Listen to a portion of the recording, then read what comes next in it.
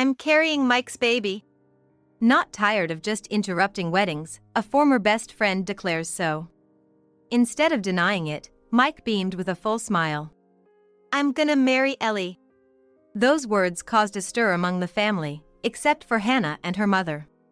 As everyone else looked on in disbelief, only the two of them appeared happy. All I could do was look on in dismay. That's okay with you, right, Hannah? I'm sorry, Hannah. Please let me have Mike. She pleaded as if they were the protagonists of their own story, their eyes sparkling. In response, I said, sure. And with a smile, I passed the bride's roll to Ellie. Then, leaving the venue with only my mother following, she commented, Hey, that girl. Yeah, no doubt about it. I nodded, agreeing. Glancing back one last time, I saw the two of them smiling happily at each other. To myself, I laughed, thinking, she's a married woman, no less. After a while, oh, it's for Mike. I wonder if he's heard the truth. As an insistent call came from him. My mother and I picked up the phone, laughing together. I am Hannah Arthur, a 26-year-old office worker. I was raised in what you might call a single-parent family. My father passed away due to illness when I was still young, leaving me with little memory of him. My mother, with help from my grandparents and friends, raised me on her own. Sorry, Hannah, I'm gonna be late again today, so you head off to bed without me. Okay, I understand. Just don't overdo it, I'm fine. My mother worked hard every day, and sometimes I felt lonely. The presence of my best friend and relatives became my support system. Especially Ellie and her family, who took care of us like we were their own. Hannah. Mom said you should come over today. Really? That's great because my mom said she'd be late today. My mom and Ellie's mom are best friends, too, and they often invite me over to their house. Because of this, Ellie and I grew up like sisters, talking about everything. That's why I trust her from the bottom of my heart. I bought a new game the other day. You should come over and play sometime. Thanks, Tom. I'll come over on my next day off. Tom Turner, another person I owe a lot to, is a relative. His parents live nearby and have always looked out for me and my mom. Tom, being their only son, treated me like a little sister. Just watch, Hannah. I'll run my heart out in the parents' relay at the sports festival, making up for your dad. At the sports festival, he made a special effort to attend and garnered everyone's attention by sprinting in the parents' relay run. Because of people like them, I was able to grow up without any trouble. We never struggled financially thanks to my mom's hard work, and I can't thank her enough. Now, I'm working hard at my job, trying to give back to my mom and those who have helped us. Someday, I want to go on a trip with everyone. Thinking about this, I've been spending my days. After work one day. Oh, I've got a message from Mike.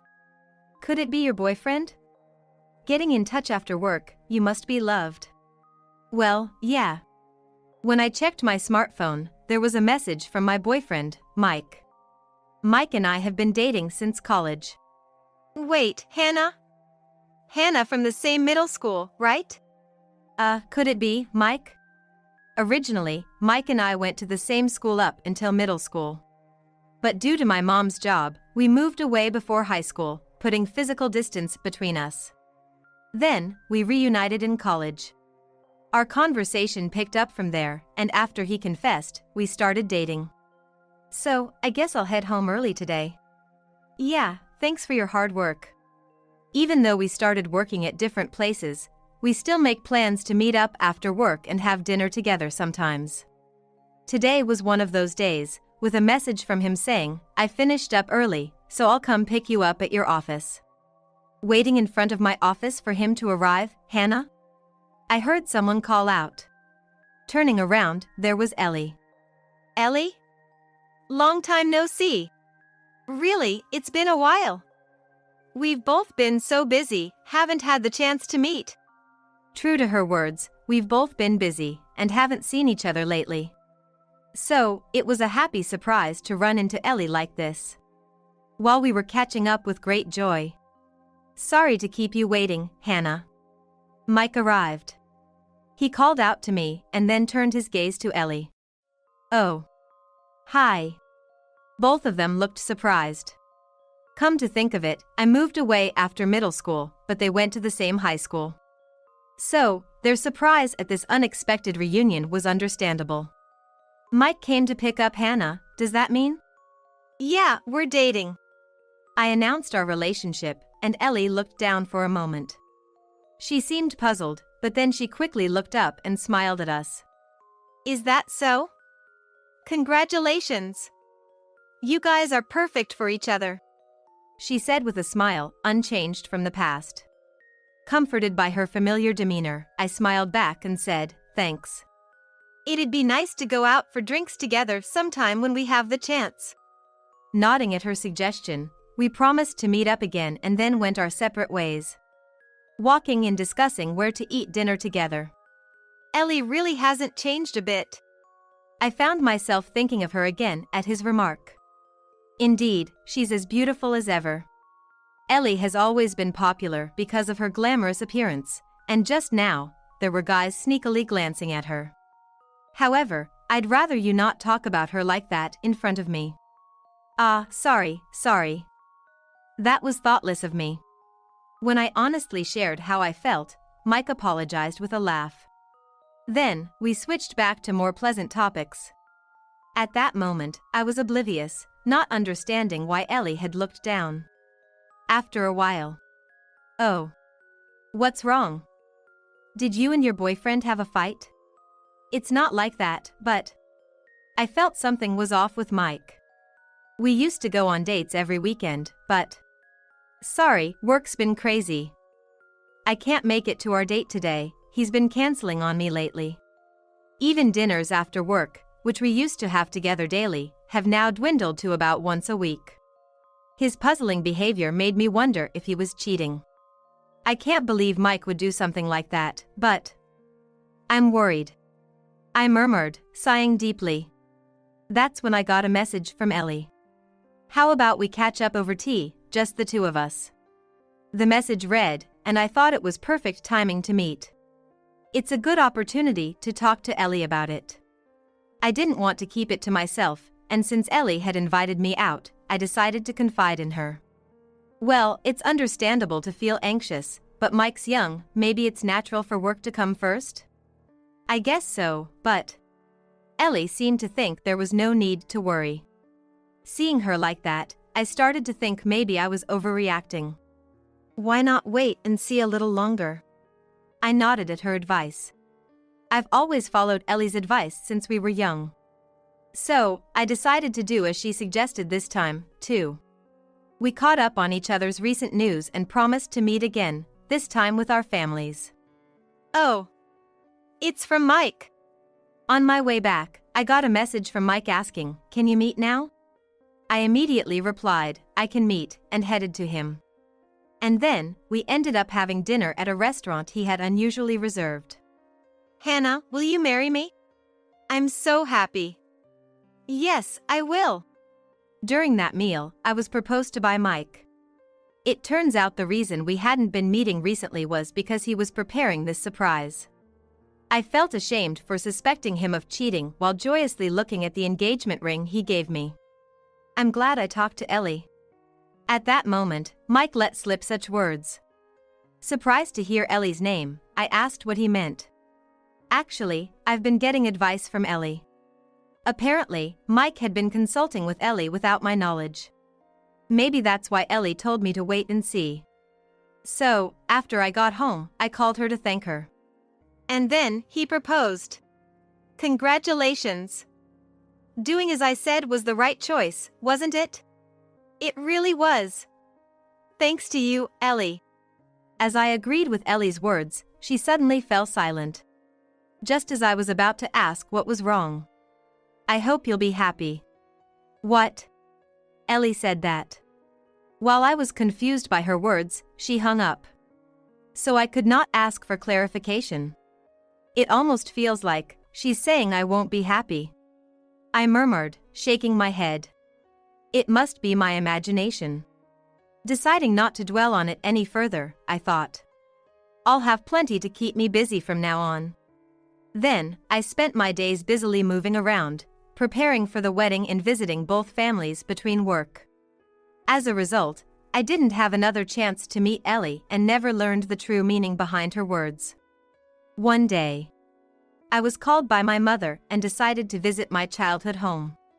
Welcome back. Tom and Damien are here too.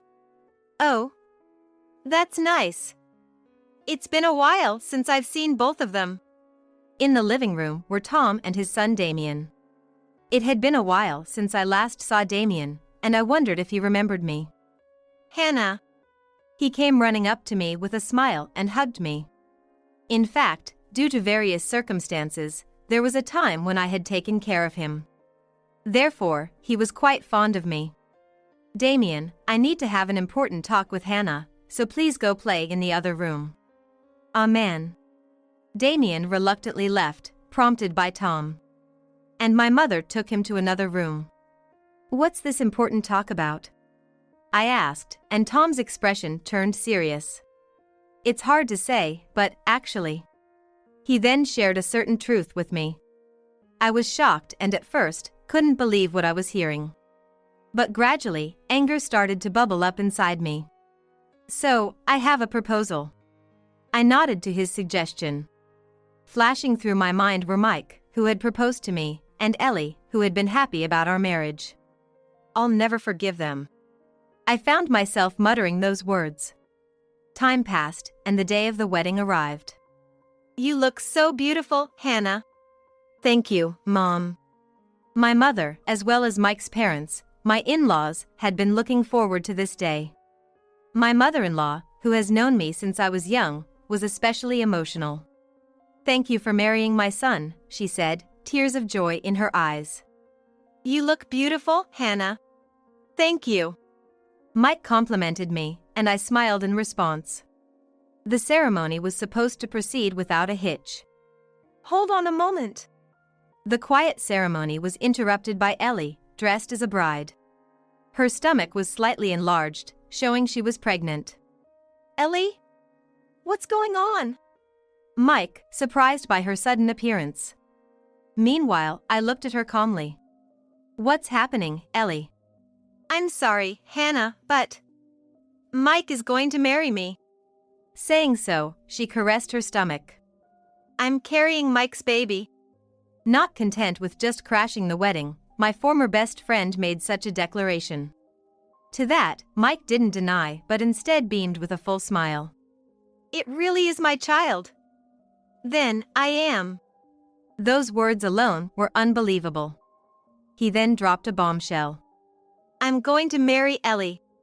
Those words caused everyone but my mother and me to be shaken. Amidst the disbelieving stares, only the two of them looked happy. All I could do was look on in dismay. Is that okay, Hannah?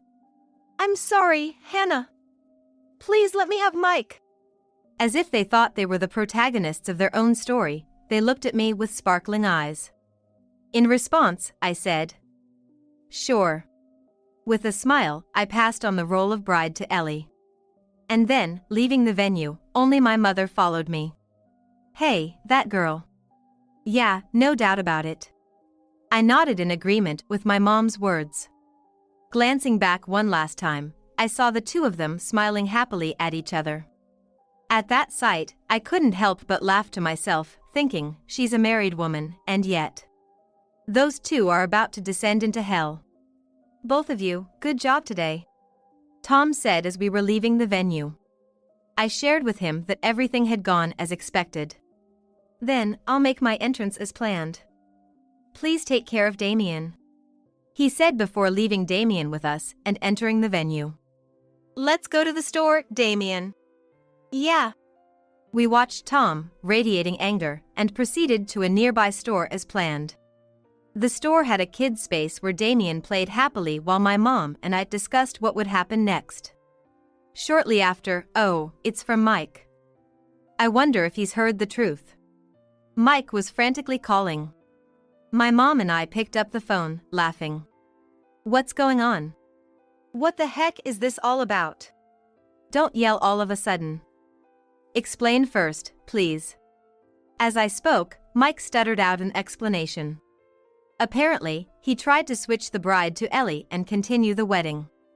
However, Tom appeared, took the microphone from the host, and boldly asked Ellie, "We're not divorced yet, and you plan to marry your affair partner?" Mike was confused, asking, "What do you mean?" And Ellie was surprised, "Why are you here?" Listening to the story, I thought to myself, of course, it would end up like this. You knew Ellie was married? Yes, of course. Ellie was my former best friend, and Tom is my relative. I was the one who brought those two together. It's only natural I would know, right? Yes, Ellie and Tom were married, and Damien is their son. And it was also me who brought the two of them together and encouraged them to date. This was back when I was in college. I can only ask you, Hannah. You don't have to beg, I'd be happy to introduce you to someone. When Ellie reached out to me, she asked me to introduce her to Tom. Ellie had known Tom for a long time, apparently, he was her first love. She hadn't forgotten about him and begged me to make the introduction. So, I contacted Tom, and since he was single, I introduced him to Ellie. Hannah, listen. I'm pregnant with Tom's child. Not long after they started dating, Ellie got pregnant. As a result, Ellie and Tom decided to get married while still students. At the time, I was overjoyed at the marriage of two people I respected and offered my blessings. Congratulations! Are you having a wedding? Sort of. But since it's a shotgun wedding and we're students, we're planning something small, just for family. Oh, but Hannah, since you're Cupid here, you're invited. So, I was invited, but Mike, who I had just started dating at the time, wasn't. Moreover, Ellie, wanting to keep her student pregnancy somewhat private, had sworn me to secrecy, so I never told him. That's why Mike didn't know. But even if you were invited to their home, it doesn't feel like they're married. Well, you wouldn't normally be house hunting. Plus, you seemed to head straight for the bedroom. What? Mike was clearly shaken by my words. How did you know that? Tom told me. Actually, what Tom told me that day was about Ellie and Mike's affair. Just as Tom realized the truth, he learned about my marriage to Mike. He came to my family home right away to inform us, asking my mom to call me. That's not true. We'll be seeking alimony. I told him, cutting off his protests and hanging up the phone. Then, I sighed deeply. Well done. Thank you. I'm really exhausted. I replied to my mom, and then Damien, who had been playing in the kids' space, came running up to me. Are you tired, Hannah? Are you okay? I'll pat your back to make you feel better. Saying so, he climbed onto my lap and stretched out his hands desperately to pat my back. My mom and I were both soothed by his actions. I'm sorry, Hannah. My mom murmured as she watched Damien head back to the play area. I looked at my mom's face. It's because I was always so busy with work, I made you feel lonely. Maybe that's why things turned out this way, because of all you had to put up with. That's not true. You raised me well. Indeed, there were many times I had to endure being away from my mom. But that's a different issue. It was my lack of judgment. Yeah, maybe I need to be a bit more discerning. My mom sighed, and I gave a wry smile. Thank you for looking after Damien. Shortly after, we rejoined Tom and went back to our family home. With Damien napping after playing so much, we had a leisurely tea. Then, the doorbell rang. I'll go check it out. After a few minutes, my mom returned. Hannah! Tom! Listen to me! Mike and Ellie barged in, looking flustered. We coldly told the agitated couple, Damien is sleeping, so keep it down. We then left Damien with my mom and moved to another room. The only one I truly love is Hannah. And I love Tom. That was, not serious. Right, it was just meant as a joke. They pleaded with us, showing their ugly true colors. We looked at them coldly. You two were dating back in high school, weren't you? When I told them that, both of their bodies stiffened.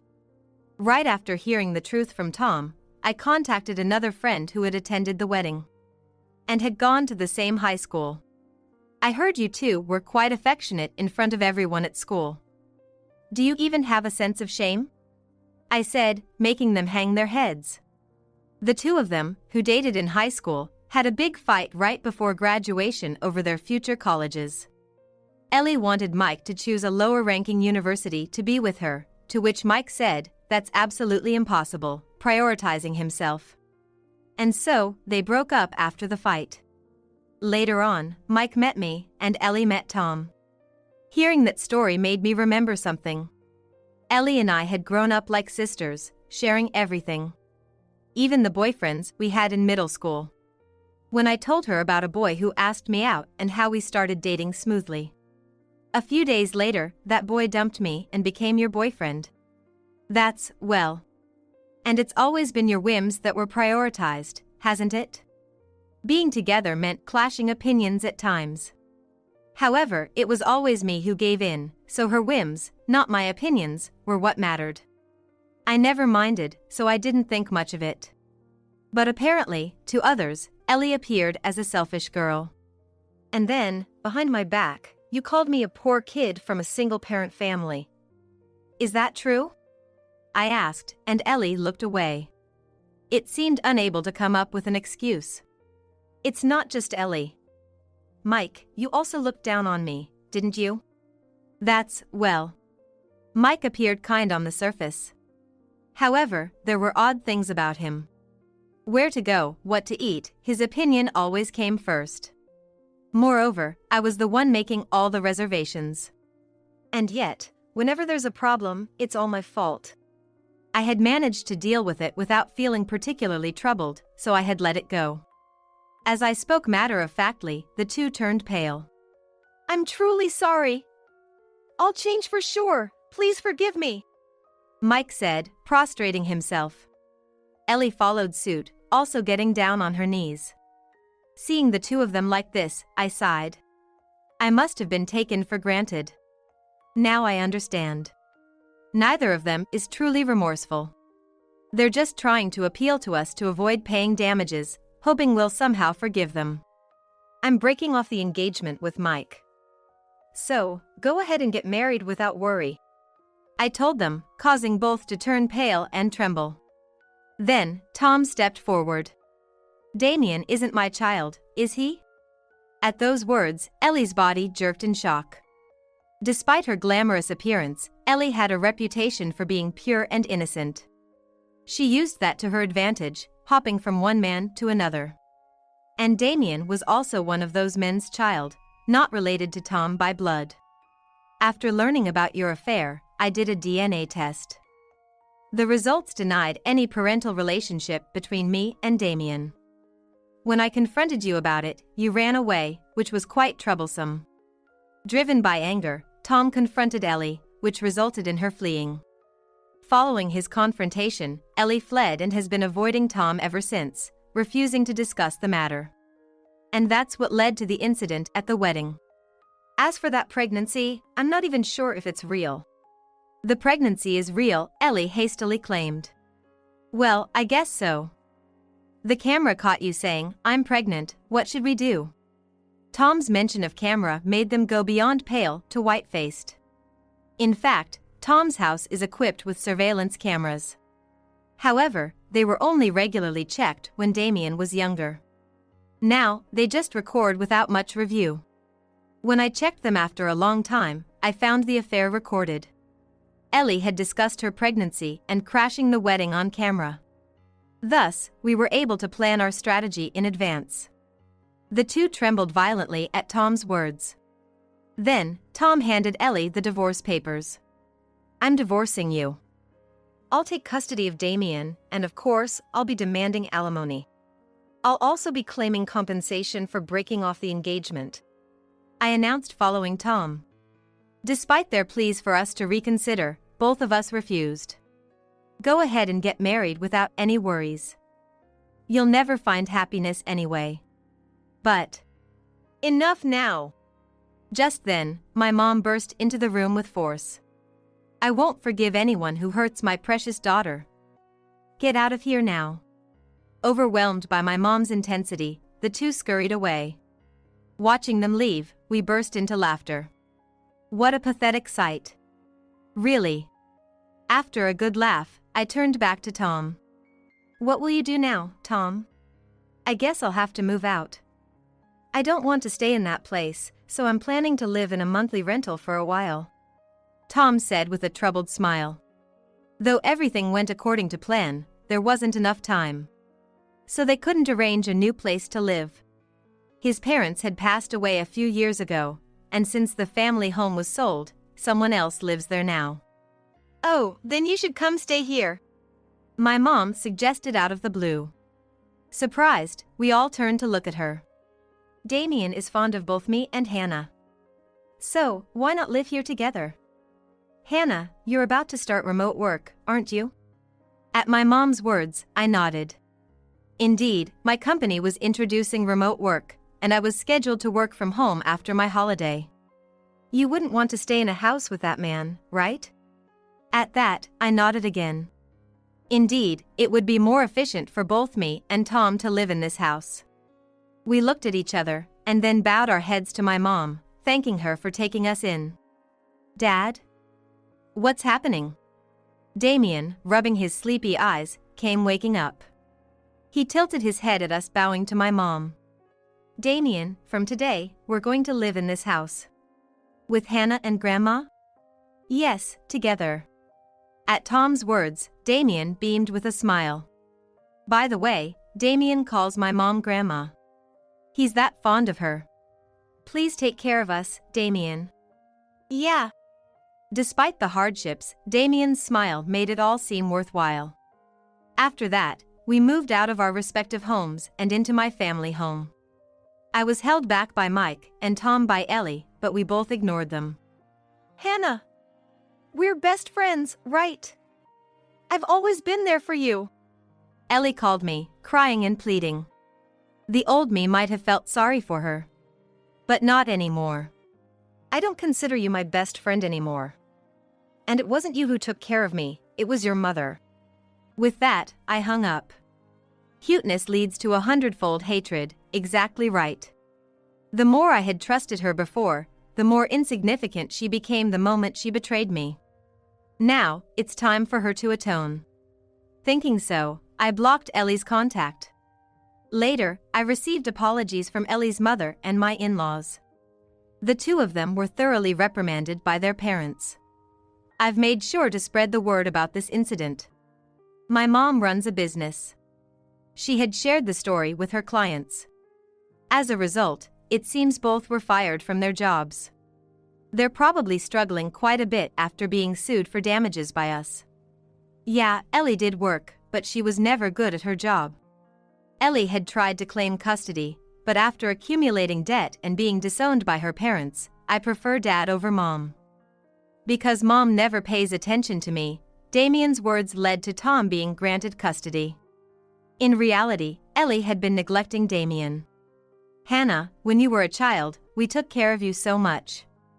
Now it's your turn to take care of me," she would say, sometimes leaving Damien with me. During the weekdays, Ellie's mother took care of him, and on weekends, it was me and my mom. Tom was busy with work, believing Ellie's words, "I'll take good care of Damien, so you focus on your job," leading him to work hard every day from early morning till late at night. Recently, realizing this was not the way to live, he started spending more time with Damien. That decision seemed to have made all the difference. By the way, what will happen to that child? I was concerned about the child in Ellie's womb. I couldn't see her being capable of raising a child. And Mike was just as self-centered. That child will be taken care of by Ellie's mother, who will entrust the child to a relative. Unlike us, Ellie's mother truly was a close friend of my mom. I trust her, so I'm sure the child will be happy. Relieved, I sighed. Then, Tom took my hand. "Hannah, if you're okay with it, would you go out with me?" "What?" His sudden confession made me stare at him in surprise. Tom seemed a bit embarrassed. My first love was always you, Hannah. It turns out Tom had always had feelings for me. But he suppressed them after I introduced him to Ellie, and they started dating. But I won't hold back anymore. Please, go out with me. Soon after, we started dating. My mom seemed to sense it and watched us with a fond smile. Hey, Damien. What would you do if I said I wanted to be your mom? Hannah being my mom? I'd be really happy. Damien's words encouraged us, and now we are considering marriage. I'll definitely make you happy, Hannah. I'm looking forward to it. I replied with a smile to Tom's words. Since then, we've gotten married and become one family. Hey, Mama Hannah. What's up, Damien? One day, Damien looked up at me a bit shyly. I found his gesture adorable and asked while patting his head. You know, I want a little brother or sister. His words made me blush this time. When I told Tom, he blushed just the same. Later, we decided to fulfill Damien's wish. Sometime after. There's a baby in here, right? Yes, that's right. Here's where your little brother or sister is. I told Damien, now pregnant with Tom's child. Damien, imitating me, gently stroked my belly. Truly, Tom's child. My child is in there. And Damien, he is our child too. I know. From now on, it'll be me, Hannah, Mom, and 2 kids, a happy family of 5. Tom said, and I nodded in agreement. I do my best for my family and me from now on. I pledged in my heart. Are you okay, Emily? You look a bit off. Don't worry about it. It's nothing. Becoming a 5th grader and entering her rebellious phase, my daughter recently started to overtly distance herself from my husband.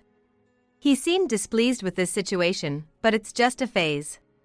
We decided to let her be, convincing ourselves to maintain our family dynamic. However, a few days later, the daughter who had been avoiding her father and showing a rebellious attitude suddenly said she wanted to sleep with him. As I was puzzled by our daughter's sudden change, my husband said with a smug grin, "It seems she had a bad dream last night. Scared to sleep alone, huh? She's still a kid after all." He appeared overly pleased yet with an odd smile, clearly delighted to be relied upon by his daughter. Contrary to my buoyant husband, however, something seemed off about our daughter. The morning after she slept with her father, she would always look spaced out, and her pajamas would be unusually disheveled, with buttons undone and strange wrinkles. What could be happening to her? But since she insists she's fine, I can't meddle too much, and I've been anxiously passing the days. Then one day, I was suddenly called in by her elementary school and was asked a surprising question by the school nurse. Your daughter seems to be under a lot of stress. Has anything changed at home recently? After that, my husband started acting strangely. He turned pale, sweating profusely, clenching his fists, and his gaze darting around restlessly. Seeing my husband like this momentarily took my worry for my daughter away as I asked, "What's wrong with you?" It's nothing. Oh, I just remembered something urgent. I need to step out for a bit. He tried to flee the scene in a hurry. Clearly, something was suspicious. He must know something. Intuitively feeling this, I grabbed his wrist. Hold on. What's so urgent? More important than something about Emily? Pressed by my tone, he froze in his tracks, intending to leave. And then, the shocking revelation he eventually shared. My name is Michelle. I'm a 39-year-old housewife, living with my husband John and our daughter Emily. Though I might be biased as a parent, my daughter is quite beautiful and cute. We've been living happily together as a family of 3, without wanting for anything. Recently, my daughter has begun to show a rebellious attitude, possibly due to hitting puberty. She hasn't changed much towards me, a fellow female, just becoming a bit cheekier. She still talks to me about her day as before. However, her attitude towards her father has noticeably changed. Today, at school. I'm home. Emily, what were you and Mom talking about? It's none of your business, Dad. I was talking to Mom. Come on, that's cold. You can talk to Dad too. We're a family, aren't we? No. Go away, Dad. Even when her father tried to engage her, she would reject him or not respond, and on particularly bad days, she would even ignore him. Emily's been really cold to me lately, don't you think? Could you talk to her for me? She's been pushing back on me too. It's probably just a phase. Girls can be really against their fathers at this age. We should just watch over her quietly. While it's great to see her grow, as a father, he's clearly frustrated by being treated coldly by his adorable daughter. But anything I could say might just make her more rebellious. Thinking this, I hesitated to intervene, and the distance between my husband and daughter grew day by day.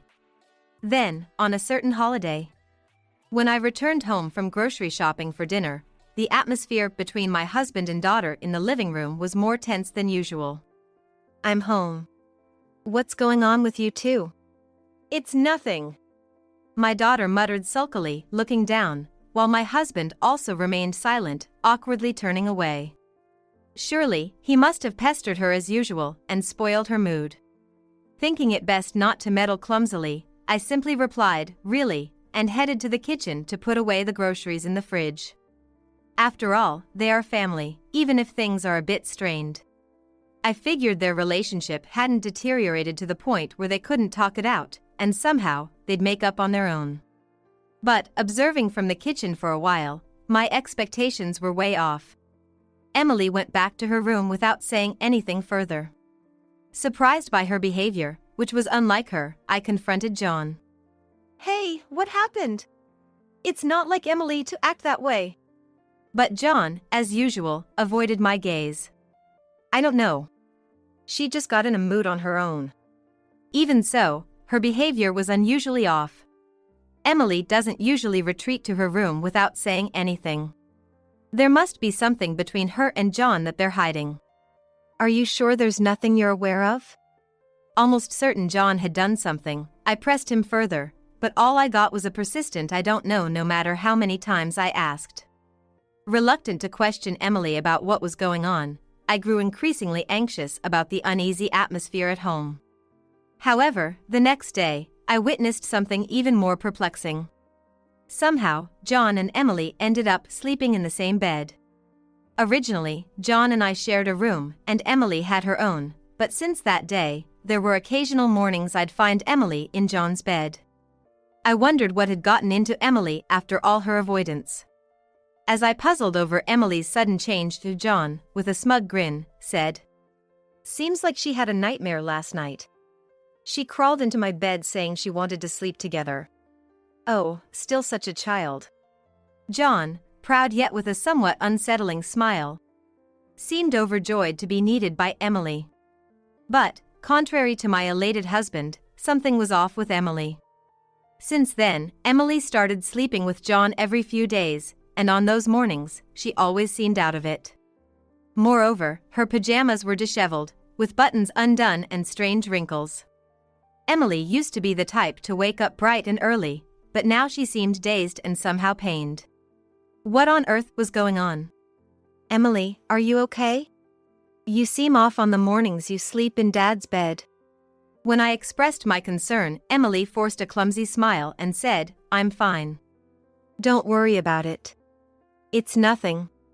Though she clearly seemed to be forcing it, since she insisted she was fine, I couldn't pry too much. Worried yet perplexed by my daughter's changes, I thought it best to keep watching over her. Several weeks passed in this state. Finally, I came to know what had been happening to Emily. One evening, as I was preparing dinner, I received a call from the school nurse at Emily's school. "Your daughter is in a serious situation. Could you come to the school so we can discuss the details?" The nurse's grave tone made my heart sink. What could have happened to Emily?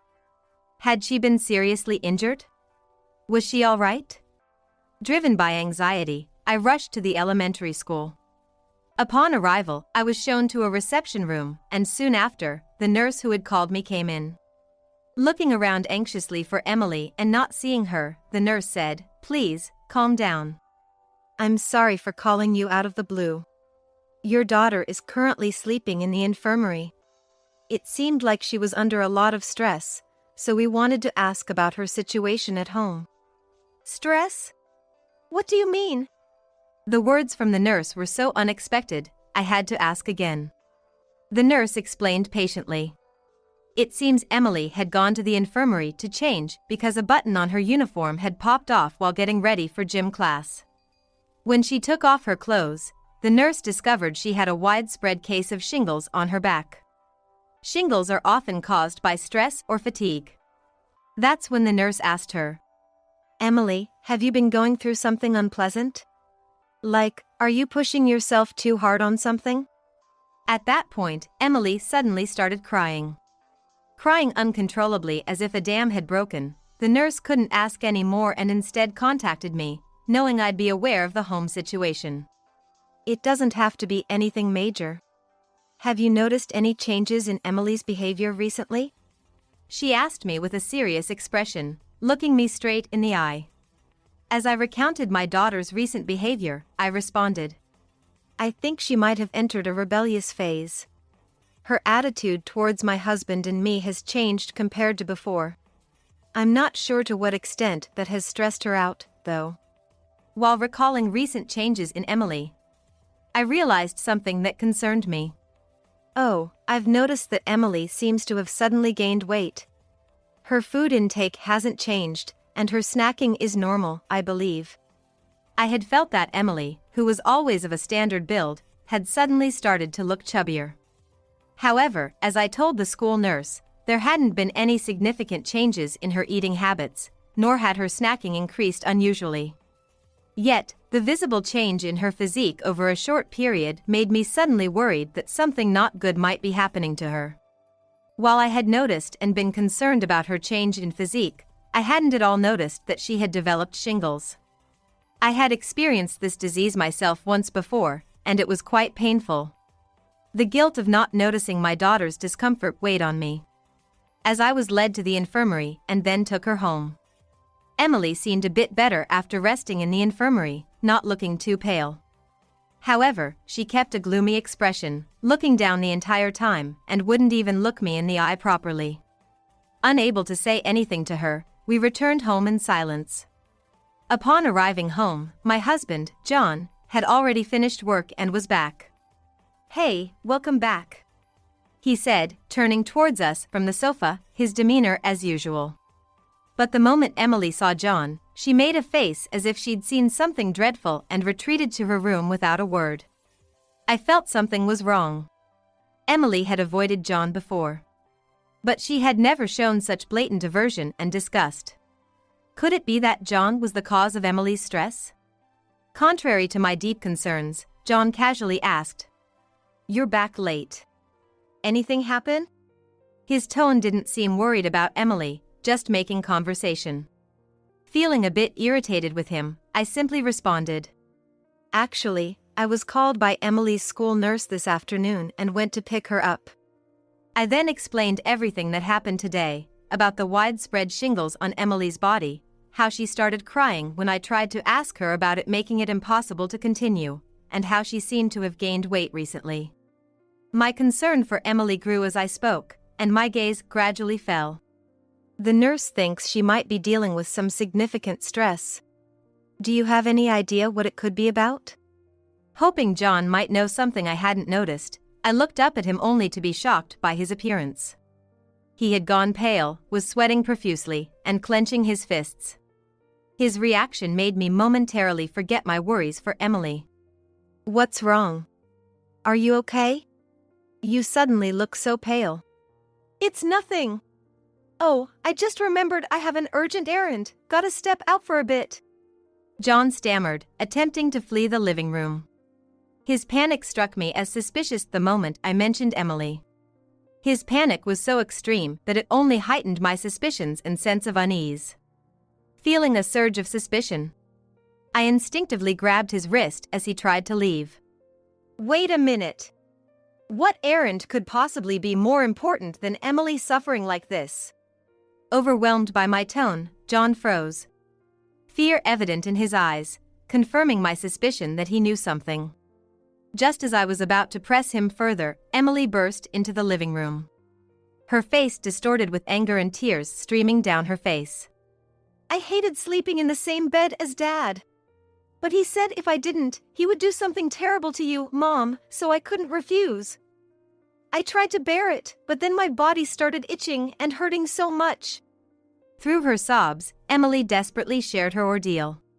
Finally, John's true nature was exposed. John reluctantly began to tell the story. It seems that a coworker of his, who also has a child Emily's age, frequently boasted about their great parent-child relationship. Feeling jealous and frustrated with Emily's avoidance during her rebellious phase, John wanted to create a situation where he and Emily appeared close. His solution was to have Emily sleep in the same bed as him. However, Emily, forced by John's threats, was far from sleeping peacefully due to itching and pain all over her body. Fearing that leaving the bed might result in me being harmed, Emily tried to endure the discomfort, tossing and turning all night. The disheveled pajamas and her grogginess the following morning were due to the restless night, not sleeping well. Understandably, this situation caused her stress. Emily had been sneaking food from the fridge at night to cope with her stress.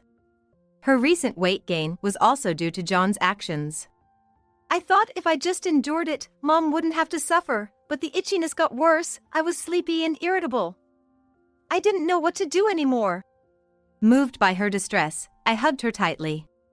Why hadn't I noticed sooner? My daughter had been making such sacrifices to protect me. Meanwhile, John was shaking for another reason. To spill everything like this, what have you done? No, Michelle, it's not what you think. I didn't threaten Emily in any way. John said, clearly flustered and pale-faced. Seeing John still trying to deny his actions infuriated me. Don't play games. You're saying Emily is lying? Her suffering is evident. The fact that she's under such stress is proof enough. I shouted, my anger unabated, as John muttered excuses, looking away. I just wanted to get along with Emily. I had no idea she was feeling so stressed. To force her into compliance with your threats and then say that? I'm appalled. You have no right to call yourself Emily's father. We're getting a divorce. Being with someone who used threats to fulfill his own desires at the expense of his daughter, especially when those threats involved me, was unthinkable. I must not be of much importance to him, I realized. With that thought, I initiated the conversation about divorce with my husband. John began to protest in panic, but I was unyielding. Hey, listen to me. I admit I was wrong. I'll make amends. Please, let's not talk about divorce. My patience completely wore thin with my husband's pathetic clinging. To want to satisfy yourself by threatening your own daughter to bend her to your will, I'm better off without you. Your presence is detrimental to Emily's growth. If you refuse to accept the divorce, I'll report you to the police. And of course, I'll inform your parents as well. With a firm stance, I said this, and my husband just collapsed, weakened and defeated. Not long after that incident, our divorce was finalized smoothly. Perhaps because he lacked close relationships at work or in the neighborhood, my husband began to feel a profound loneliness after the divorce. He didn't know what he was working for anymore, he was just lonely. That was entirely his own doing. I felt no sympathy for him. Eventually, he couldn't focus on his job and ended up resigning. Abandoned by his daughter and me, and losing his job, he finally seemed to recognize his mistake. Sometime after our divorce, he called, wanting to reconcile. Michelle, Emily, I was truly in the wrong before. I forced Emily to pretend we were a close family, and I'm sincerely regretful now. Can you give me another chance? I want to be a proper family with you both this time. His appeals of regret are too little, too late. Both my daughter and I have long since emotionally distanced ourselves from him. His desperate clinging did nothing to sway me. I'm sorry, but I can no longer trust you. I'd prefer if you didn't contact us again. John persisted for a while but eventually realized his efforts were futile and gave up.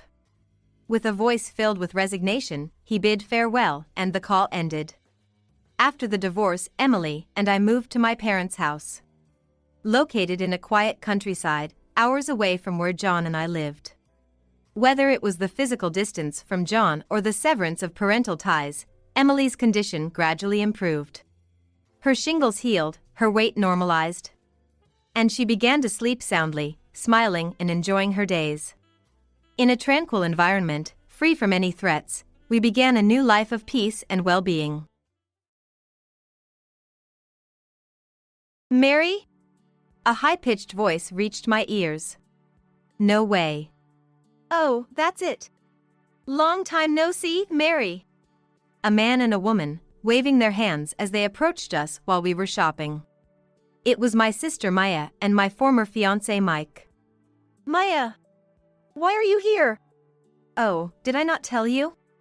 This guy, he got transferred from over there. Living in a fancy condo nearby. Compared to you, you look kinda poor.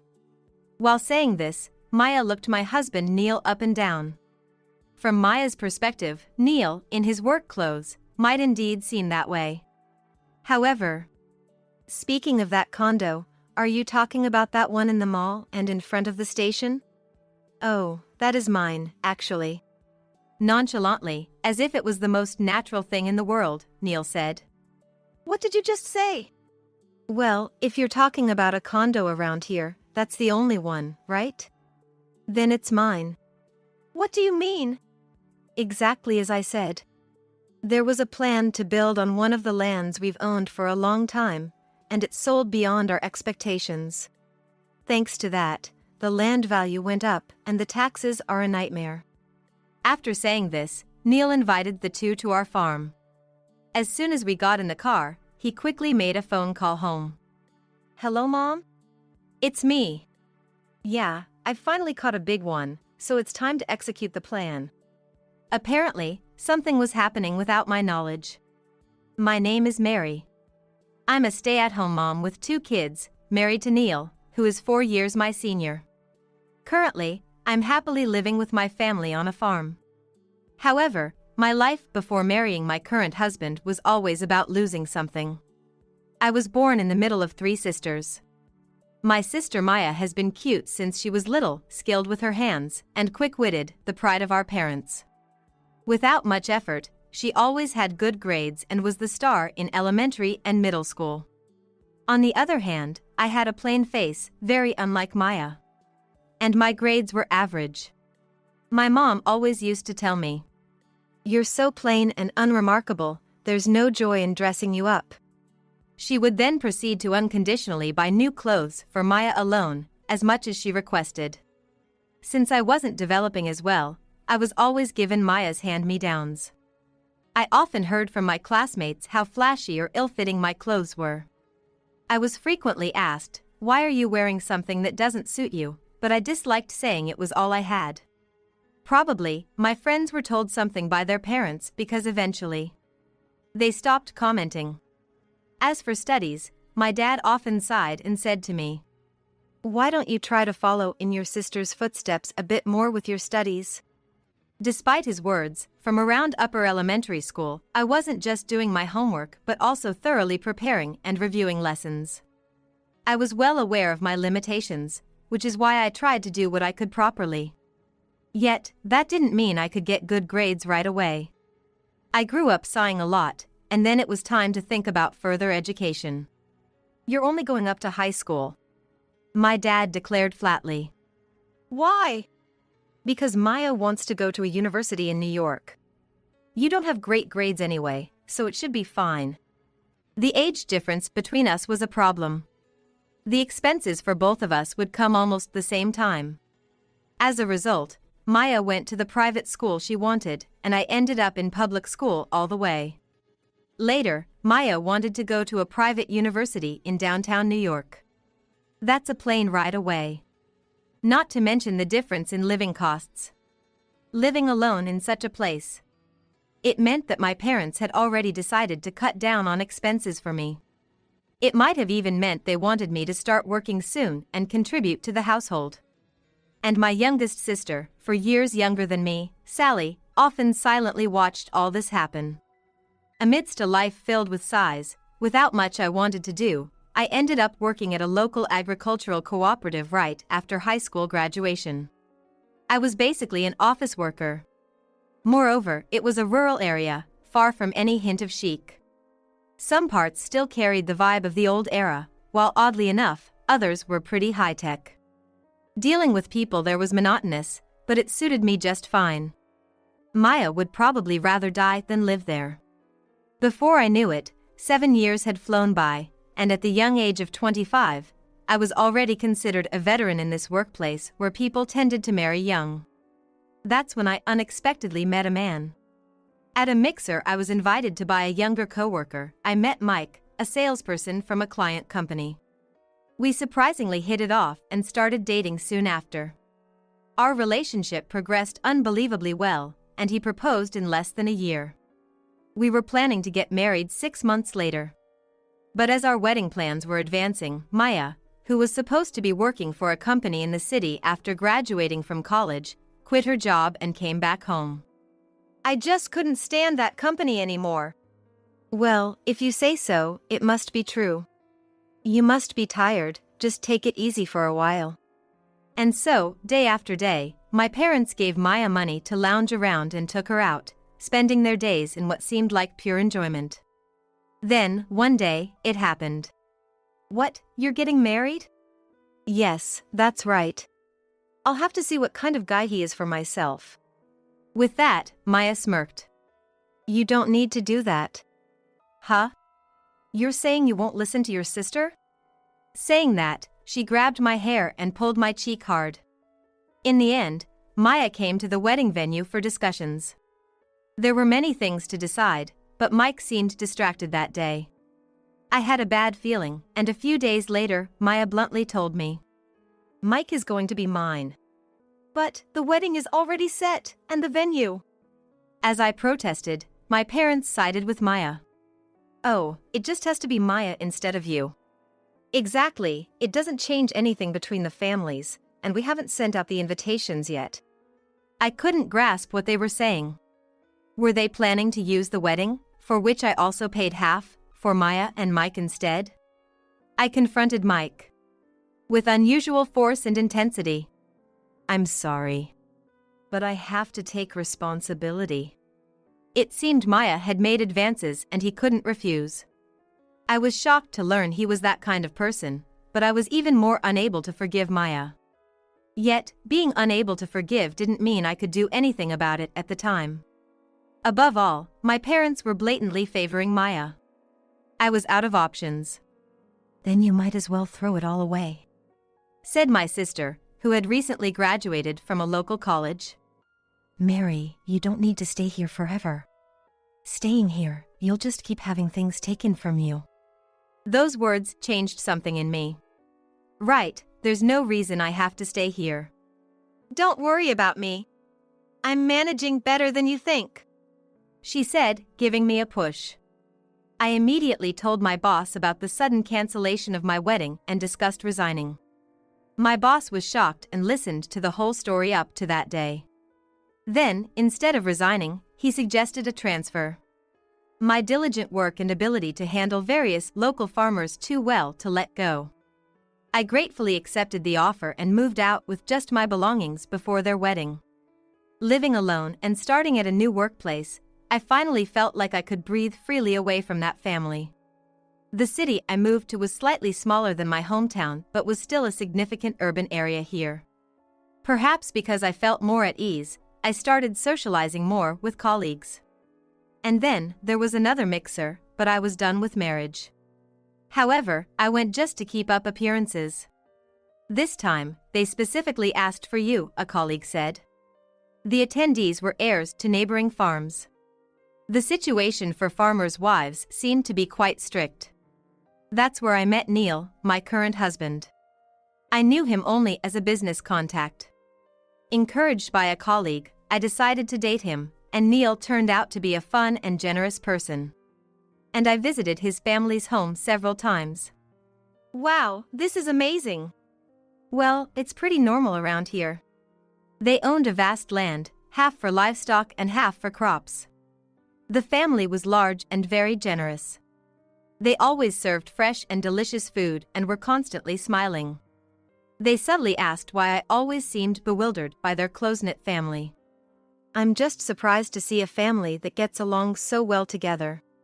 When I shared my past experiences with my parents and Maya as calmly as possible, they were outraged. Then, "What's with them? The sister is one thing, but the guy and the parents too?"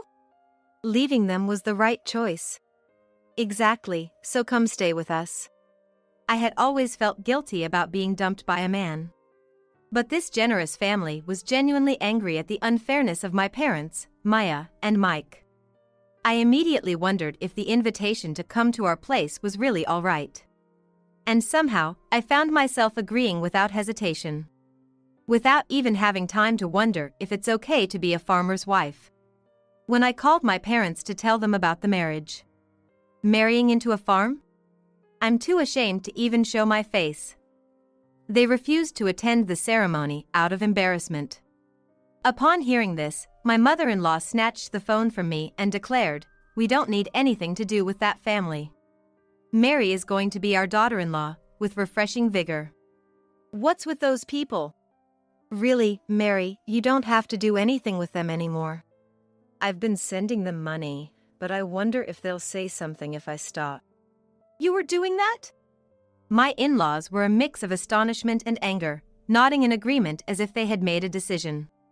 My sister contacted me to let me know when the wedding was set. In the end, she was the only one from my family who attended. When she got married, I made sure to avoid my parents and went to celebrate her wedding. By the way, I continued working at the cooperative for a while after getting married. Taking up farming work right away was out of the question, Neil and my in-laws told me. "You don't have the same physical strength as us. It's better if you do work that suits you." My presence at the cooperative had apparently made the work flow smoother. Still, that phase of my life came to an end rather quickly. I had one child. And then a year later, another one. With the pace at which we were having children, I left my job to focus on raising the kids, household chores, and helping with the finances. Farm life means early mornings and late nights, but having someone always around made it much easier than the solo parenting you often hear about in the city. And the food, always delicious.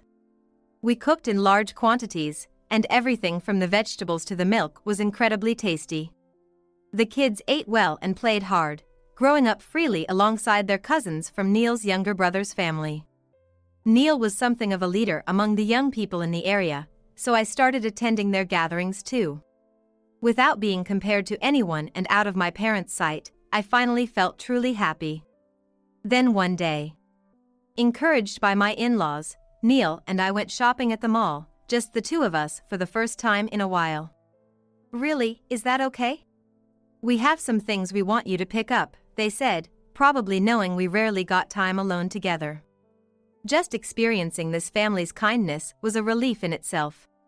We leisurely drove to the mall, reaching an area that could be considered downtown. As we filled 2 carts with requested items and more, strolling through the spacious mall and chatting. "Mary?" A high voice reached my ears. "No way." "Oh, yes. Long time no see, Mary." A man and a woman, waving as they approached us. "Maya," I murmured softly, gripping the cart's handle tightly. "Hey, long time no see." Beside me was Mike, though he seemed to have aged quite a bit. "Why are you here?" "Oh, didn't I tell you? This guy got transferred here. Living in a fancy condo nearby. Compared to you, you look kinda poor." While saying this, Maya looked Neil over from head to toe. Indeed, from Maya's perspective, Neil in his work clothes might seem that way. And here I am, just in my everyday clothes. But then, "Speaking of condo, are you talking about that one between this mall and the station?" Neil suddenly spoke up. Yes, that one. It's very popular with people from out of town now, and we had to wait to get a place there. Of course, it's none of your concern, being from a farm out in the sticks. Oh, that condo is actually mine. Neil said nonchalantly, as if it was the most natural thing in the world. What did you just say? Well, if you're talking about a condo around here, that's the only one, right? Then it's mine. What do you mean? Exactly as I said. There was a plan for one of the lands we've owned for a long time, and when we built it, it sold beyond our expectations. Thanks to that, the land value shot up, and the taxes are a nightmare. Taxes. I remember encountering some unusually high property taxes while helping with the accounting. I had wondered why, given that the taxes around our area aren't usually that significant. Is that so? Yes, it is. Would you like to come over to our place? I turned to Neil, surprised. Are you sure? Then Maya's demeanor changed. Hey, it's rude to barge in like that, isn't it? It's rude not to accept their invitation after they've asked us so nicely. Shopping was abruptly paused, and we decided to drive to each other's places. Back at the car, Neil called home as soon as he sat in the driver's seat. Hey, Mom? It's me. Yeah, we finally caught a big one, so it's time to execute the plan. What was he talking about? After saying just that, Neil ended the call. A plan? Yeah. Well, we've had our own thoughts about things. I had no idea you owned a condo. Well, it's sort of like insurance, you know? Neil explained to me. Even places like ours can have a hard time with farming, depending on nature. And our family happened to own that land in the area for generations. So you built a condo there? Well, kind of half and half. Not all of it. For people coming from outside, the view is incredibly appealing. That much was true. Even if the view was just fields and mountains, their vastness made each season a sight to behold. For those with money from outside, it must be nice. Would you want to live there? I immediately shook my head. I like our current home best. Everyone's here. Me too. With that, we hurried back home. During the drive, Neil shared a surprising plan with me. Can we really do that? You know about our family's unity, right? And we're good at following through with plans. That was true. But still, watching Maya's car follow us in the rearview mirror, I wondered if it would really work. When we arrived home, my in-laws greeted us with, "Oh, welcome," in their usual, no, even warmer smiles for the sister and her husband. Is it okay to take time off now? At this hour, there should still be work in the fields and with the cows. It's fine. We knew we had important guests coming. Maya, the guest in question, looked around the house as soon as she entered. Probably surprised by its size. It is indeed spacious. There are many people living here. And multiple households. Well, I've only met your sister before. I had no idea you had such a beautiful sister. My father-in-law said with a hearty laugh. While that was happening, I was in the kitchen preparing something to serve our guests. It's better if Mary doesn't come out there. Huh? Just watch from here for a while, she suggested, pointing to a chair in the kitchen. Wondering what she meant, I sat as told and watched the living room scene. At the low table, my father-in-law and Neil were seated, offering the visiting couple, "We don't have much," sweet potatoes and potato cakes that had been prepared in advance. From the spot my mother-in-law showed me, I could see everything clearly. Yet I was out of sight from them. Opening a beer, my father-in-law mentioned, "So I hear you're living in our apartment." Yes. Oh, speaking of the apartment. He signaled Neil with a look. Just a moment. Neil said, retrieving an envelope from the living room cabinet.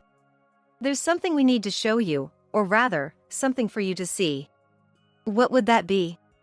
Mike tilted his head, puzzled. This is. Neil handed him a large document envelope, from which Mike started to pull out papers but stopped. Instead, he pulled out a bunch of photos mounted on album pages. This is. Mike's face tensed up. Yeah, we got a call from the building manager saying the security cameras caught some suspicious people lately. When we got the data, it looked familiar, so we did a little digging. Mike silently flipped through the album pages, eventually dropping them in shock. What the hell? Maya, who is this? In a groaning voice, Mike turned to Maya, seeking answers. As I wondered what was going on, my mother-in-law silently tapped my shoulder and handed me the stack of photos. What? I almost shouted out loud and instinctively covered my mouth with my hand. What I saw were photos of Maya inviting an unknown man into her room, the two of them visible through a window, entering a hotel in broad daylight and later coming out separately, among other things. How do you have these? It's a secret, my mother-in-law said, clearly amused. Then, looking back into the living room, I saw Mike glaring at Maya with an incredulous look. Have you been saying we don't need kids yet because you wouldn't be able to do this kind of thing? That's not me, it's a lie. Well, we've confirmed with the building manager that you said you had business with your sister-in-law. Neil pressed on. Then, what about these other photos? Well, that's the thing. Cheating is just not right, my father-in-law said casually. After taking your sister's man, do you still want other men? How old are you, anyway? Let's see. She's 3 years older, Mary mentioned. Mary set this up. That's not the point, Neil said, as Mike tried to return the envelope. Oh, you can keep that. There might be some documents in there you'll need. What? Mike looked inside again and pulled out a large piece of paper. Indeed, this might be necessary. Wait, a divorce paper? Just like that? What? In a panic, Maya faced Mike, who began speaking in a low, steady voice. You told me to take responsibility, remember? You said you missed your period. I thought I had gotten you pregnant, so I decided to marry you. But what now? What do you mean? It seems I had relations with you in a drunken stupor. I don't remember it, but there was evidence. So, considering what followed, I thought I should take responsibility. But you weren't pregnant, and ever since then, you keep saying you don't want kids now. How old are we again? Round it up, we're almost 40, right? I'm only 35. Don't say such awful things. I believed you when you said you wanted to raise just one child carefully. That's why I worked hard, improved my sales performance, got transferred, and even got that apartment. You nagged me until we got a spot and took out a loan to buy it. Yet, you always complain about it being on a low floor, always, always, always. I hadn't known she had been saying that. I'm tired of it all, Neil said, and swiftly pulling out a pen, Mike began to fill out the divorce papers. Wait, what are you doing? Remember the wedding? Your parents did whatever they wanted, making us look like a family of fools. No one came, not even my parents. I hadn't known that happened. To this day, my dad and mom haven't forgiven me. You were happy there was no trouble with your in-laws. Oh, so you've been such an unfilial child. That must have been tough. I was even told not to come to my brother's wedding. Mike said this with a contorted face. Looking older perhaps due to the stress. I've had enough of this situation. Right, Maya? You're tired of me too, aren't you, given the circumstances? That's not true. I can't live without you. Because you haven't worked since we got married. But I don't care anymore. He signed on the divorce papers and thrust them in front of Maya. Here. I don't want to. If you don't want to, that's fine. I'm going home.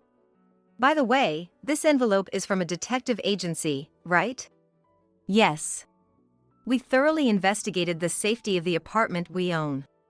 Solid evidence. Thank you, Mike said, nodding slightly. Let me know the costs later. I'll pay in full. And Maya, I'll be seeking alimony from you. I don't have that kind of money. Faced with the blunt reality of financial demands, Maya was thrown into disarray. You could always go back to your hometown and easily make money off men, right? I'm busy from now on, so I'm heading back. Going back. What am I supposed to do? Apologize and ask your sister for help. With that, Mike picked up the envelope and stood up to leave. He was glancing at me briefly. Wait a minute. Maya scrambled to her feet and tried to follow Mike out. But she couldn't keep up with Mike, who was seriously picking up the pace. We quietly followed them outside. Wait. Don't leave me behind. Perhaps due to a lack of exercise or her shoes, Maya tripped and fell. Somehow, she managed to get up and tried to continue the chase. Ouch. Huh? Where's my car? It was then Mike raised his voice. Then, Oh, if you're looking for that car, it was in the way of the entrance, so I had it moved. a carefree voice called out from a distance, accompanied by the sound of machinery. It was Neil's brother on a tractor. Hey! Where is it now? Over there. He pointed in a direction a few hundred meters away where their car was parked. Mike headed towards it with long strides, visibly frustrated. Maya breathlessly tried to keep up. Then, it happened. Our dogs ran towards Maya. What's with these dogs? Sorry, they're just really friendly towards new guests. Neil casually came outside and raised his voice. If you try to run away awkwardly, they'll just chase you more. But it seems like Maya didn't hear Neil's warning. No, stop, please. I don't think Maya necessarily disliked dogs. But she might not have been immune to dogs that run around outside. She hated getting dirty. And our dogs, always running around the farm, are full of energy. Hey you! Mike! Help me! Mike glanced back briefly but then turned and continued walking briskly towards his car. The dogs, barking joyfully, kept approaching Maya. Well, that figures. Even dogs approaching happily can seem like monsters to those who are not fond of them. And I, watching all this from a distance. No! Stop! As Maya tripped over her feet trying to change direction and move forward. She fell hard and screamed from the bottom of her heart. What is this? Ugh, it smells. She had landed in a pile of fluffy cow manure compost. Still warm from the fermentation process. Oh, are you all right? Came the leisurely voice of Neil's brother. As two dogs climbed on top of the fallen Maya, licking her face. But Maya seemed too dazed to react. Understandably so. Dressed up for going out, she had plunged headfirst into the compost, covering herself from head to toe. It's hard to find a spot on her not smeared with manure. The dogs, undeterred, continued to play and rub against Maya, barking and woofing. Darn it! No choice then. Seeing Maya in a daze, Mike, though frustrated, managed to get the car closer. Let's go. Don't cause any more trouble for this household. Even Mike couldn't just watch silently Maya's miserable state. He grabbed a part of Maya's clothing that wasn't dirty and threw her into the back seat of the car. Well, yeah, I wouldn't want you sitting next to me. But it'll be trouble later on. Watching from a distance, we half sympathized with them as Mike nodded to us before driving away. That evening, we received a call from the apartment's building manager. That smell was terrible. That's unfortunate. Please make sure to charge for the full house cleaning. Of course. Even though this area is known for livestock farming, this place near the station is populated by people not accustomed to it. The residents were in an uproar today. It wasn't just the entrance and hallways, the parking lot was also affected by the smell. Listening on speaker mode, I caught Neil's smirk and felt a mix of amusement and relief. Honestly, living in this environment, I'd forgotten that appearing covered in compost in the middle of the city would indeed be a terrible sight. Especially for Maya, who prides herself on her appearance. Especially the complaints from the upper floors are severe. We'll address it as quickly as possible. Right. Oh, that couple is probably going to divorce, so addressing it quickly might also help push that along. Indeed! It would be better for us if they moved out. When we hung up, the family around me gave thumbs up as if to say, good job. It seemed this had been a long setup. Apparently, their moving into the condo was guided by our family. In this region, companies are somehow related to agriculture. And farmers keep in touch. My current family, knowing my situation as a bride who came to a farming family, had been checking on my sister and parents, who had treated me poorly. They had circulated information about the condo being available on the second floor, used and cheap. Knowing Maya would jump at the word condo. Well, we didn't know when we'd meet again. Neil explained to me. So, you were planning to execute this if we met again? That's the idea, the family said, smiling warmly at me. The dogs that had come to the veranda also barked in agreement. Oh, these people. I just had to laugh. Later on, I heard from Sally that Maya was officially getting divorced. It was a mess. Sally reported to me with a hearty laugh. It turns out Sally and her husband are now running the family home that Maya left when she got married. The wedding they had, influenced by those two, significantly tarnished our parents' reputation. Sally took advantage of that situation, apologizing for our no-good parents to win over the community and took control of the household. Then Maya, following her affair and subsequent divorce, had the audacity to try and come back. No way she's coming back into this house. After all the effort to get our parents in line, we can't just let a parasite back in. Sally maintained a firm stance publicly. Attitude really is everything, huh? So, what happened to Maya? I don't know. She should pay her own alimony, right? Oh, and apparently, Maya left her last job because she couldn't do the work and there were some inappropriate relationships. That was news to me. And after being a stay-at-home wife with a gap in her resume, plus now a divorce due to an affair? Geez, what kind of job can she even get? Maybe something in the night industry? Though, that might actually suit her. Sally. But Mike had said the same thing. You know, Mary, I used to get so irritated watching her. But really, with parents and a sister like that, it was inevitable. Yeah. Right? That's why I learned from them what not to do early on. Now, I've got control of the household. That made sense to me. You can relax from now on. Forget about us and just enjoy being pampered and happy over there. Yeah, thanks. I'll come visit you next time. Okay, I'll be waiting.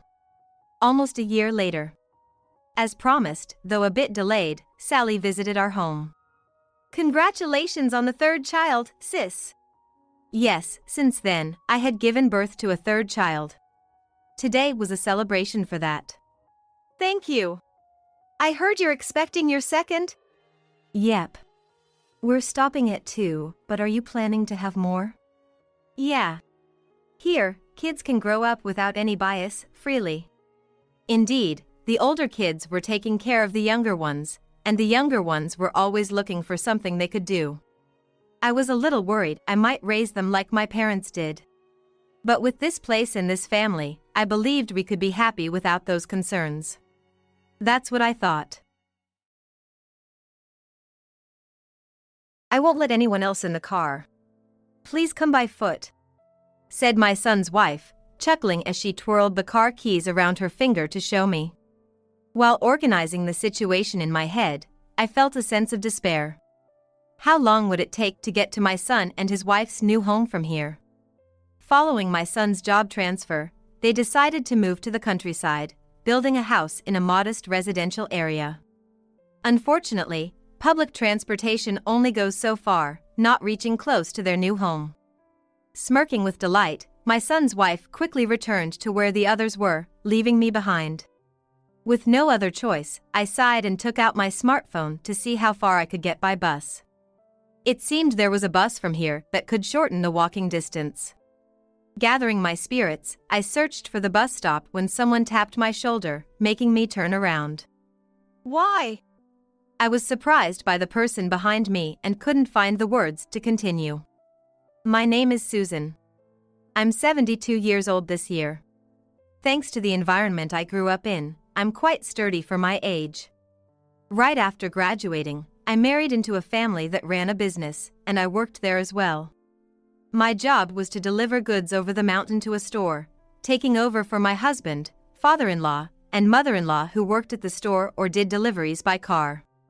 Even after having my first son, I continued doing this, carrying him on my back. My son is now grown up, married, and seems to be living happily. I still remember when he brought home his wife, wanting to marry her.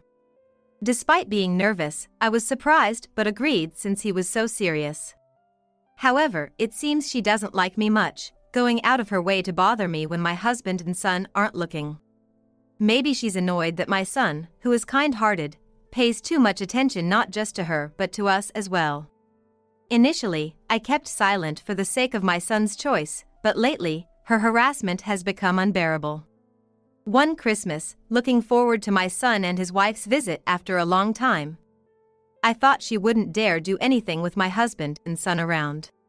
But as soon as she arrived at our home, she asked to use the kitchen to show her gratitude with her cooking, so I accepted her offer.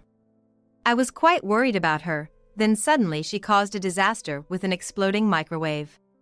Upon hearing the sound, everyone rushed to the kitchen and we saw milk and ketchup all over the floor. The kitchen was a complete mess. Sitting on the floor, crying about wanting to help, she was consoled by my son and husband, who could only laugh it off. As my son tried to take her to the shower, she looked back at me and smirked. My husband, busy cleaning up, didn't see her malicious face. Realizing it was another of her harassments, I was furious but had to keep quiet and help clean silently. Months later, with my son's transfer looming, they decided to build a house, planning ahead. Originally working at the headquarters in New York, my son was assigned to a branch, prompting the move. The branch was in our hometown, and we considered living together. But his wife strictly opposed it, so they built their new home. There was a disagreement over the down payment for the new house, sparked by my son insisting on handling the finances themselves. Though grateful, I wondered where his stay-at-home wife would get such money. The next day, she called, asking for money for the new house, claiming I had plenty because I was frugal. When I objected, saying this wasn't what I was told, she retorted, "Well, I want to look good in front of Roy too. I've already told him I'd pay, so please give it to me as soon as possible." Though I wondered why I had to give money to my son's wife, I decided to stay silent and give it for my son's sake. However, after the house was built, I never received any thanks. As the fiscal year-end approached and my son's transfer was finalized, they invited us to see the new house. "We'll send the address to your smartphone. Bring a housewarming gift," she said before hanging up. Despite disliking her attitude, I was curious about the house I helped fund. My husband and I planned to visit next weekend. Upon arriving at the airport in their town, to my surprise, they came to pick us up. Initially, we were supposed to go directly to their house, but my son kindly offered a ride. After reuniting, we decided to grab lunch at a food court inside the station, enjoying a peaceful moment since it had been a while since we last met. With my husband and son around, his wife behaved, which relieved me. Before heading to their new home, I excused myself to use the restroom. But it was lunchtime, and everywhere was crowded. Finally, after using the restroom and washing my hands, someone suddenly spoke to me from behind. "Are you still here? Roy said to go look for you because you're taking so long," said my son's wife, glaring at me unpleasantly. Being scolded in front of so many people, I felt intimidated. Pleased with my reaction, my son's wife smirked. "Are you still using that dirty handkerchief? It's about time to throw it away," she scoffed, pointing at the jet dryer while laughing through her nose at the handkerchief I was holding. "Nobody carries a handkerchief around anymore. Don't you know about jet dryers? Poor thing," she said loudly enough for others to notice us, drawing disdainful looks from other users. Seeing me shrink even more, my son's wife got carried away and said, "I don't want to be associated with someone so poor. I'd rather pretend we're strangers. So, strangers don't get rides in the car. You can walk, Susan," chuckling as she twirled the car keys in front of me demonstratively. Realizing what this meant, I felt a mild sense of despair as I sorted through the situation in my head. How far would it be to my son and his wife's new home from here? Their new home was in a modest residential area far from here. Unfortunately, public transportation only goes so far, not reaching close to their new house. Oh, I have the gift you were supposed to bring. I'll be taking it in advance, okay? She said, distorting her mouth in amusement before quickly going back to the others, leaving me behind. Feeling slightly relieved after my son's wife left, I sighed and decided to take the bus as far as possible, taking out my smartphone to check. Luckily, there seemed to be a bus from here that could reduce the walking distance somewhat.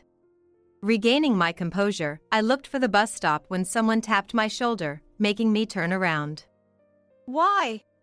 Surprised by the person behind me, I couldn't find the words to continue. There you are, I've been looking for you. Seeing my husband's face when I turned around eased the anxiety that had stiffened my heart.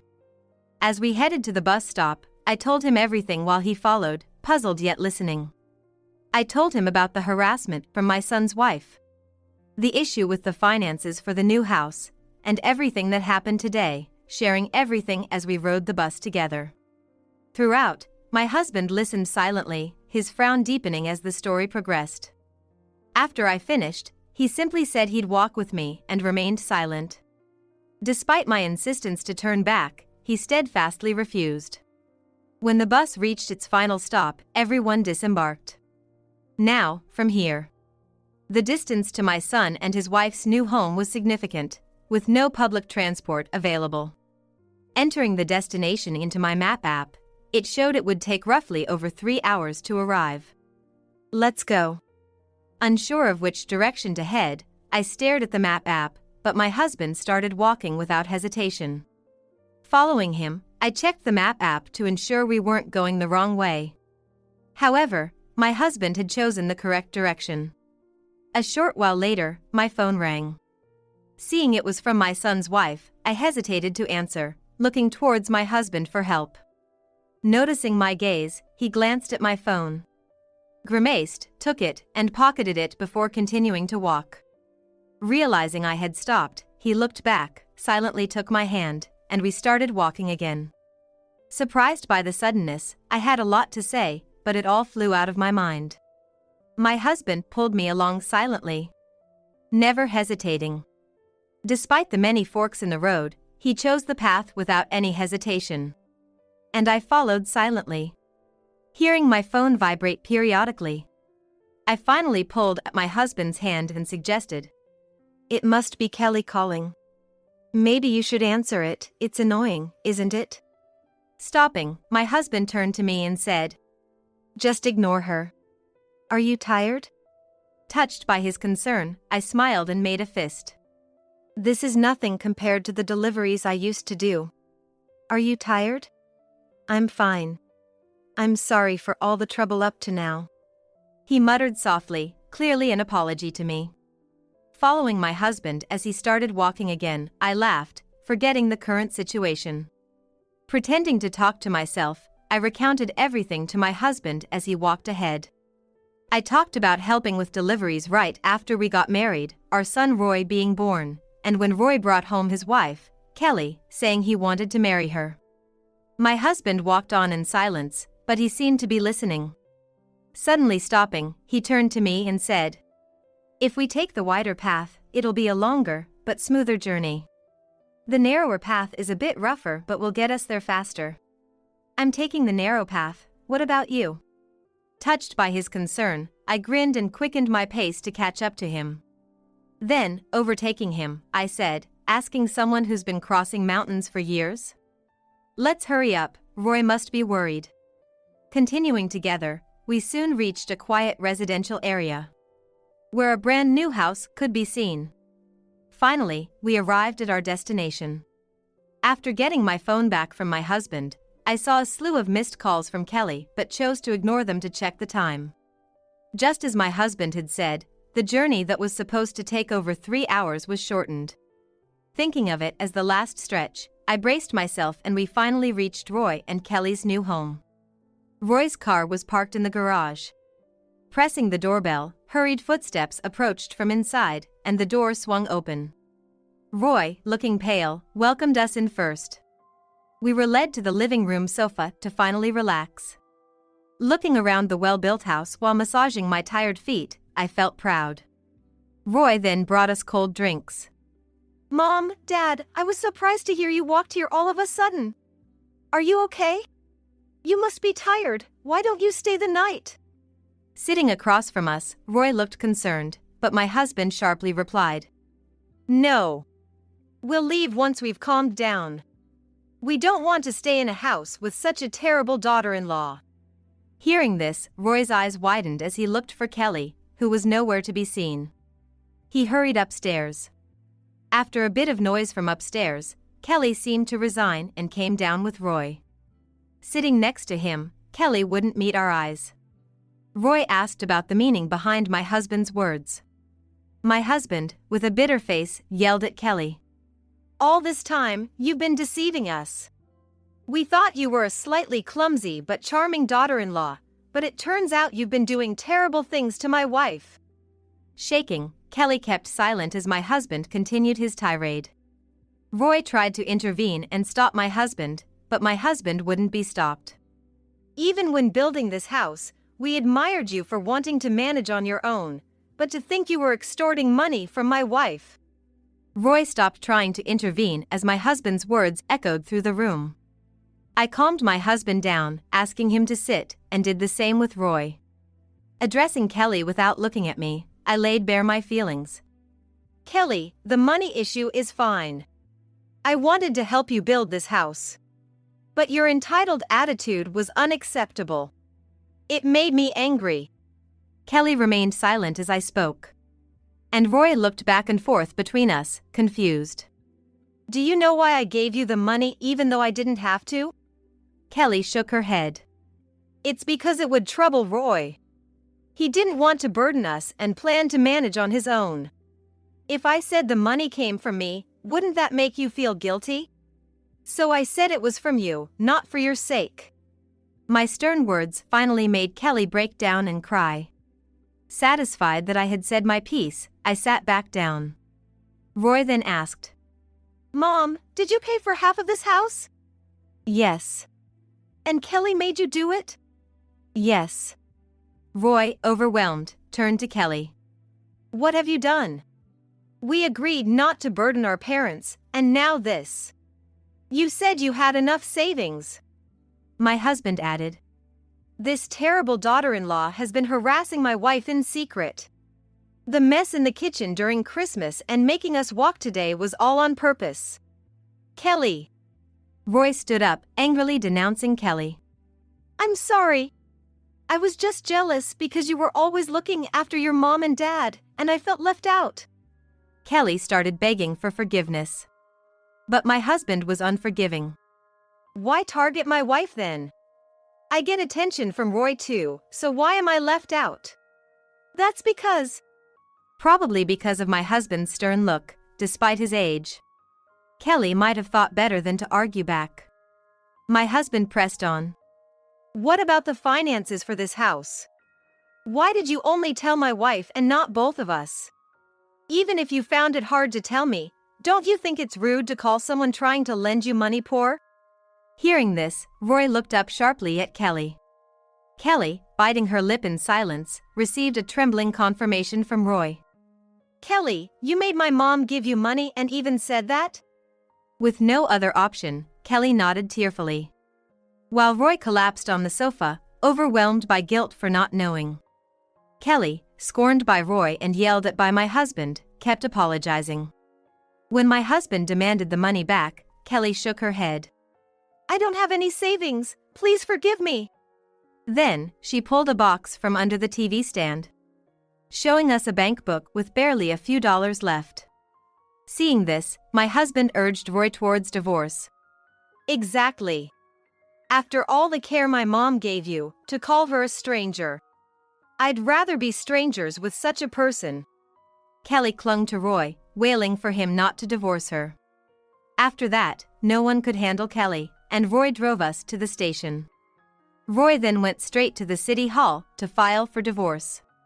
When discussing the divorce, Kelly's parents, who were decent people, called to apologize sincerely on her behalf and even provided compensation through Roy. It's baffling how such honorable parents ended up with a daughter like that. Kelly, of course, was kicked out of the new house and is now at her parents' house. Despite her pleas, Roy did not budge, and they are still discussing divorce. As for us, we're planning to move out of our old house and into the clean, emptied new home that once belonged to Kelly. Roy offered to live together since the mortgage is still outstanding, and it would be a shame to demolish the newly built house. Initially hesitant, my husband eventually agreed to Roy's persistence. Once settled in Roy's new home, we spent our days leisurely drinking coffee in the living room while he was at work. In this quiet residential area, all you could hear was the chirping of birds. During this peaceful time, I asked my husband how he knew the way so well. "Why did you know the way so well?" He said, "I used to deliver around here back in the day. This place is like my backyard."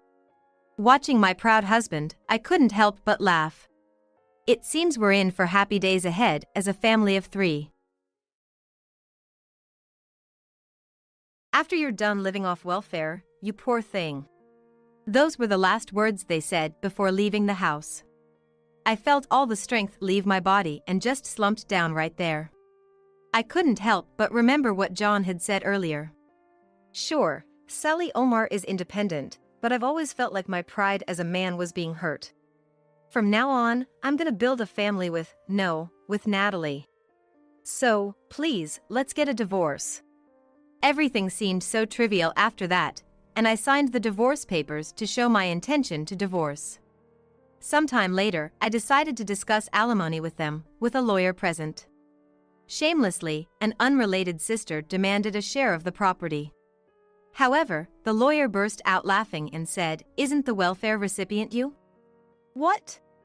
My sister was taken aback by the sudden turn of events and let out a ridiculously surprised sound. Right after that, seeing the documents the lawyer had placed on the table, my sister's face turned pale. "My name is Sally Omar. My husband, John, and I have been married for 18 years, and I'm 45 years old while John is 3 years my junior at 42. We have a daughter, Lisa, who is currently 17 years old and in her second year of high school. Next year is a crucial time for her as she has exams coming up. John and I met through work. I was working at a real estate company, and John was working at a related company. We hit it off over a small matter and started going out together in our private time. John has a very delicate personality and often struggles to make decisions. At the time, I found his indecisiveness adorable and was drawn to him. I wanted to take care of John. I genuinely felt that way. This was partly because I have a much younger brother. At first, I saw John as a brother figure and took care of him, but gradually, I was attracted to his more masculine aspects. And so, after a serious relationship, we got married. John was usually indecisive, but he was the one who confessed and proposed to me. He was able to make decisions when it really mattered. And that made me feel like I could marry him. We then had Lisa, and up until now, John and I have never had a serious argument or faced a crisis of divorce. Once Lisa becomes an adult, we're planning to enjoy our second life as a couple. I had always thought that way. "Hey there, Sally Omar. Mind if I crash at your place for a bit?" Until Natalie showed up unannounced, dragging a huge suitcase behind her and asking. You see, I have siblings in addition to a brother. The sister standing before me is one of them. We're quite far apart in age, which might be why I get along well with my brother. However, my relationship with Natalie, who is close in age to me, has always been rocky. Being shorter than her, I always ended up with her hand-me-downs. When our parents felt sorry for me and bought me a new toy, Natalie would snatch the new doll I got and give me her old, worn-out one instead, saying, "Ah, that's so cool. Give it to me too." Saying that my sister snatched the new doll she had bought me and forced me to use the worn-out doll she had used. Her overbearing behavior didn't stop there. Taking things was just the tip of the iceberg. Once we were in elementary school, she took all my friends away, and when I got my first boyfriend in high school, she seduced him away from me.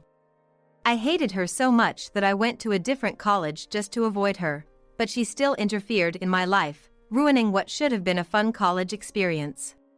I still dislike my sister to this day. I wish I didn't have to deal with her. That's why I studied hard, got my real estate license, moved to New York, and lived a life where I didn't have to see her face. Even my wedding was planned with John, deciding on a photo shoot just for the two of us. We kept it a secret since my parents knew what my sister was like. Yet, somehow she found out I was here. Just when I thought my daughter and I could finally have some time to ourselves with her going off to college soon. Wow, Sally Omar, you're living in a nice place for yourself. Is this a house you bought? Oh, there's a spare room here. I'll be taking this room, thanks. Natalie said with her shrill voice, pulling me back to reality. Hey, this is really inconvenient. You can't just show up unannounced and expect to stay here. My husband and daughter live here too. I protested, but Natalie started snooping around the house, ignoring me. Today was a day off, but my daughter was out attending a summer course. John had left early in the morning for work. Can you please leave before the two of them come back? I pleaded over and over, but Natalie wouldn't listen. Finally, as evening arrives, the two of them come home. Who might you be? Greeted with curiosity by John, Natalie, who was surprisingly charming for a 46-year-old, introduced herself with a smile. Nice to meet you, I'm Sally Omar's sister, Natalie. When did you two get married? I had no idea because there was no greeting or anything. I was just hanging out at our mom's place because I was bored and found your wedding photo by chance. It's a bit cold not to share such news, even among siblings. John was aware that I had a sister. Perhaps that's why he seemed slightly troubled, as if he recognized her from the stories he'd heard. But I didn't miss it. The sight of John, extending his admiration towards my beautiful sister, was unmistakably doting. Additionally, upon her return, Lisa showed a puzzled expression. And no wonder. An aunt she'd never met before had suddenly shown up at our house. However, Natalie aggressively pushed for a cohabitation arrangement. Actually, I got fired from my job, and it's been tough to manage rent and living expenses, so I was wondering if I could stay here for a bit. Well, if it's just for a short while, I guess it's okay. What? Now is not really a good time. Lisa has important exams coming up next year. I tried to bring this up, but the two of them ignored my words and got carried away with their excitement. Actually, I've heard about your sister from Sally. Oh, it's fine, it's fine. I guess Sally was avoiding me, so you were just going along with it, right? Sorry about our sister. This was the beginning of a tumultuous daily life. Natalie demanded money without doing any housework, and even went as far as to take cash from my wallet. This all happened within just 1 week of her moving in to live with us. I've warned Natalie about this behavior several times, but she wouldn't listen. Hey, if you need money, at least tell me what it's for or why you need it. Don't just take it from my wallet without asking. Huh? Why do I have to report to you what I'm buying? Because it's my money. If she's been fired, then she should be job hunting and planning to move out as soon as possible. However, it doesn't seem like she's looking for a job, and recently, it appears that the times when John and Natalie are out have overlapped. John claimed he was working overtime, but his salary never included overtime pay. I complained about this. You're not getting paid for overtime, right? Then, you need to get properly compensated for the overtime you've worked. If you can't say it, shall I say it for you? What? You think I'm lying? I get my overtime pay separately from my salary, so there's no issue at all. John, usually calm and never seen angry before, raised his voice loudly. This was shock enough for me. Because John was not someone who would get emotional or suddenly shout. From this point on, I started to feel a crisis in our current living situation. My sister continued to laze around at home, costing us a lot of money. In fact, I spent more on her than on my daughter, Lisa, which only made me sigh. I discussed this with our parents. They apologized for their lack of oversight, which led to my sister finding out about my marriage and our home. But it wasn't their fault. It was my sister who, despite my efforts to live quietly with my husband and daughter away from our parents, obsessed over me to the point of tracking down our home. She must have been preparing to find out where we lived the moment she found our wedding photos. She's surely plotting to take what's mine and make me miserable again. The story about her being fired is even starting to sound dubious. She might have quit her job on purpose, just to freeload off us and ruin my life. That's what I've started to believe. If that's the case, we need to kick her out of the house as soon as possible.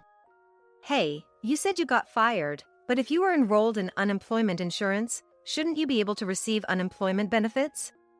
I've always been a part-timer. I wasn't enrolled in anything like that, so that's why I'm in trouble. I could have gone back to our parents, but I can't burden them in their old age, right? Then, as a sister who's independent, it's your responsibility to take care of me. That's common sense. I was speechless at her unreasonable demand. After dropping out of college, my sister had been working part-time and had never held a full-time job. Learning this fact later made me realize why her job hunting was doomed from the start. 3 months after my sister started freeloading, I caught her and John in the act of cheating.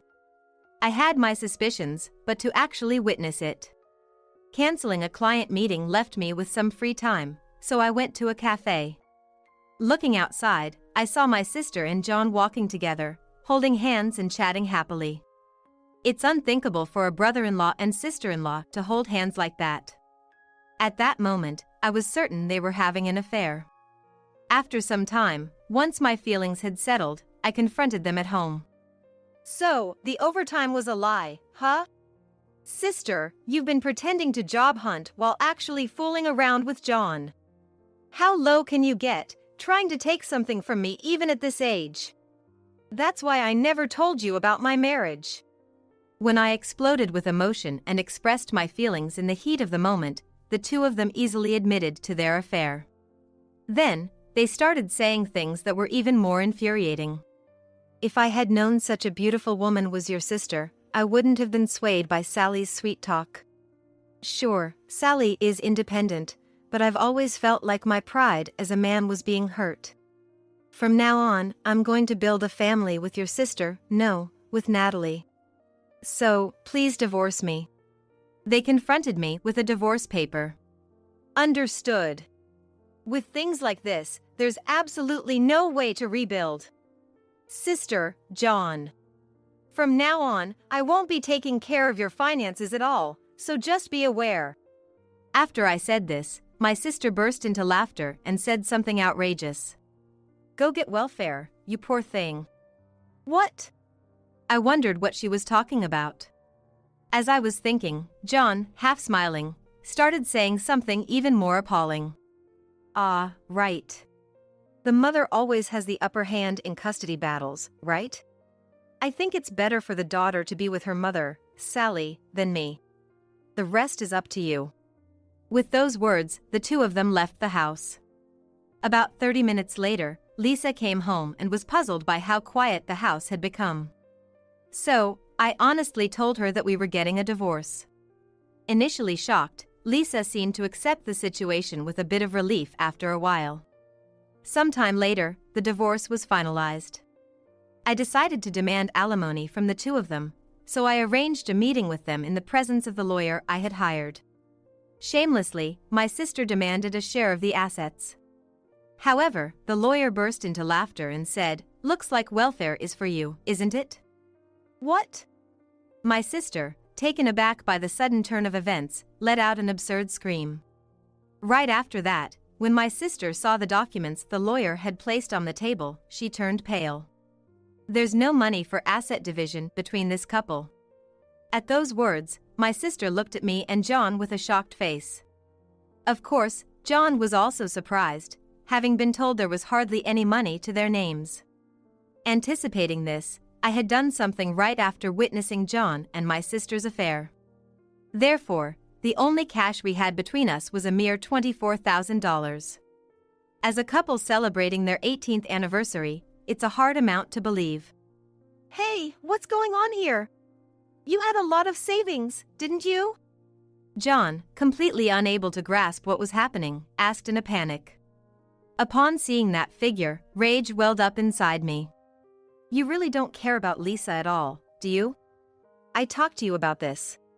I was thinking of transferring the education savings I've accumulated over the years into Lisa's account. You said, do whatever you want, so I moved my savings to Lisa's account.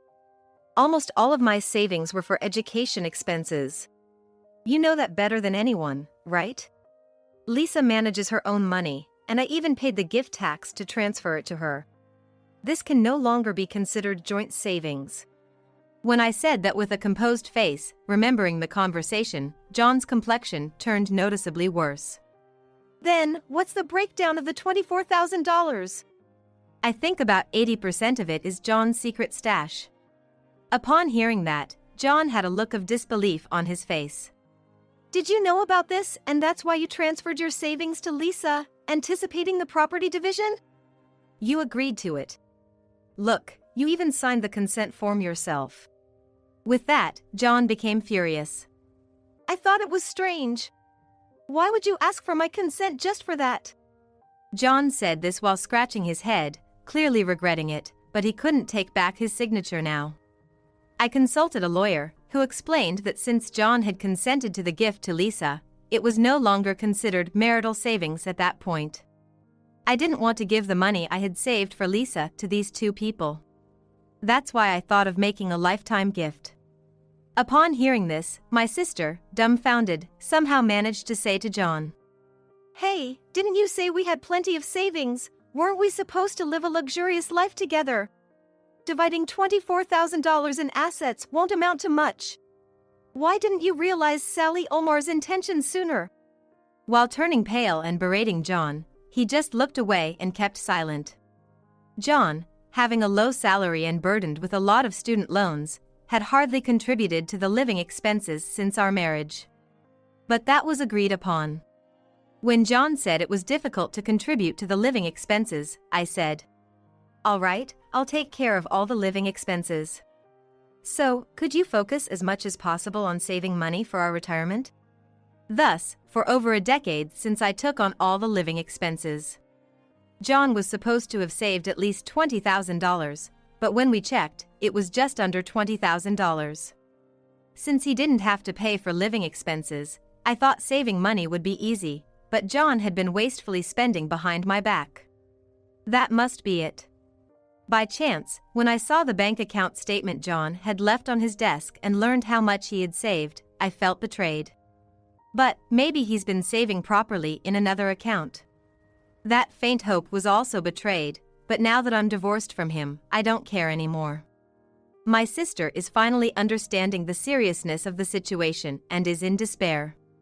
Her body is shaking slightly, and she seems to be trying hard to think about what to do next, but it seems like she couldn't come up with anything.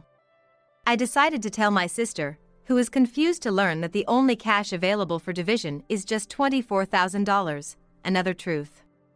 I looked towards John and said, I was debating whether to say this, but John, aren't you planning to quit your job? Then, our eyes met sharply, after he had been silent and avoiding my gaze until now. John, visibly shaken, darted his eyes left and right and exclaimed, How do you know I'm gonna quit my job? I haven't told anyone but the boss yet. I thought so after seeing the statement. What I pointed out was the fact that no overtime pay was being made, but actually, I was wondering about something else. That was about the use of paid time off. John used to work for a real estate company and now works for a construction company, but I've never seen him take more than the minimum 5 days of paid leave. Yet, on the recent statements John brought home, there was a notation that paid leave was being used up all at once. Using up paid leave all at once brings to mind resignation. Since then, I suspected their affair and thought maybe, thinking he would get a large sum of money by divorcing me, he decided to quit his job. I couldn't believe it turned out to be true.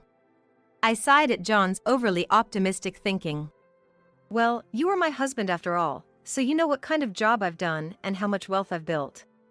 To rely on that, cheat, and even choose to resign, you really haven't thought this through. At that, John's face turned red. The lawyer told my sister about welfare because, essentially, if both of them were unemployed, that's what it would come down to without work. But my sister panicked at this further truth, then seemed to realize something and exclaimed, "Wait. If you alone can prepare for Lisa's college tuition and cover living expenses, there must be something fishy." "I got it, you're hiding assets, aren't you?" "That must be it." "Come on, spit it out." Taking my sister's words, John seemed to have a realization. "Yeah, that's right. Natalie, actually, Sally owns a lot of real estate, so we have to divide that too." "That was close, I almost got tricked. Real estate is a valuable asset, so we need to split it evenly." "You've been acting all high and mighty, but you're using sneaky tactics too." Watching the two of them laughing heartily, I was dumbfounded. The lawyer couldn't hold back any longer and let out a chuckle. At that moment, the tension in the air thickened. The lawyer cleared his throat and began to explain the facts calmly. "If you're going to talk about dividing assets, you should study up a bit more. John, as the ex-husband, you should know that Sally owns real estate as a company and generates profit from it. Corporations and individuals are separate entities. Sally's company is her separate property, and it cannot be divided as marital property, you know?" Convinced by the expert's explanation, the two of them, their faces turning bright red, froze. And the lawyer continued. "What can be divided are things like cars, houses, and cash savings. Furthermore, Sally can claim damages from you, John for $20,000, and Natalie for $6,000. As soon as this was said, their faces contorted. "Isn't that a bit high?" "Yeah.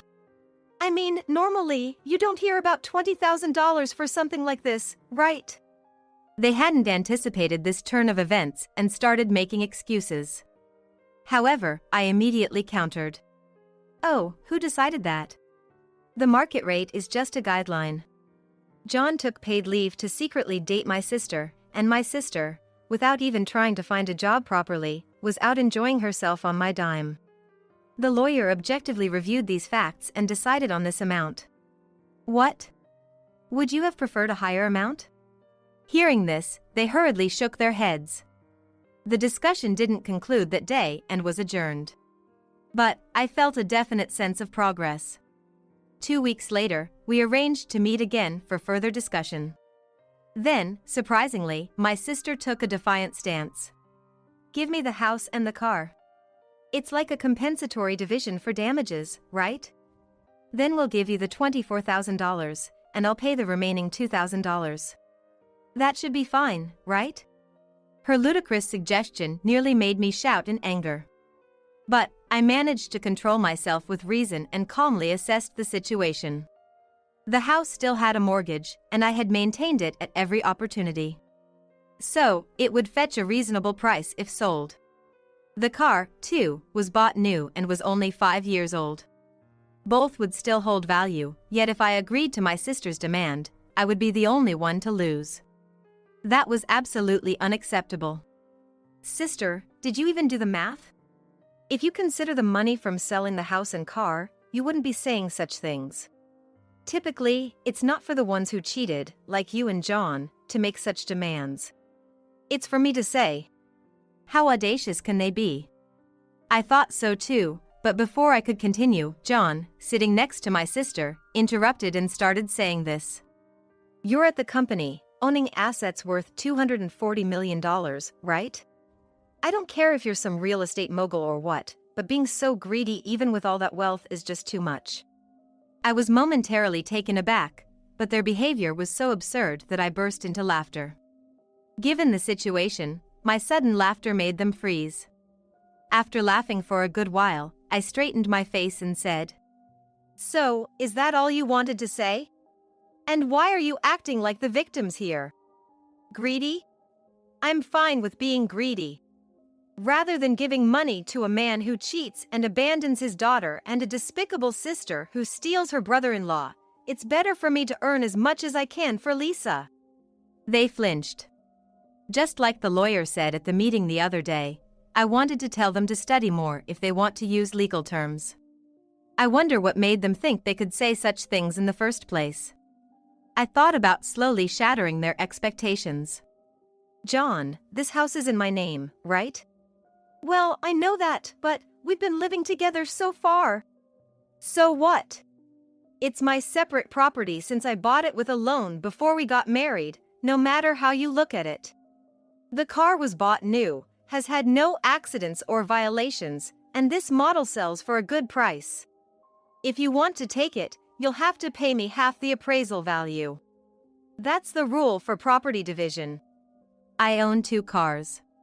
One is the new car currently being discussed. The other is a used compact car I bought, which probably won't fetch much. But, the lawyer said, the house and car are subject to property division. My sister believed it without thinking. But that's not what it means. Look, the lawyer just mentioned the main items subject to property division, not that they are applicable in our case.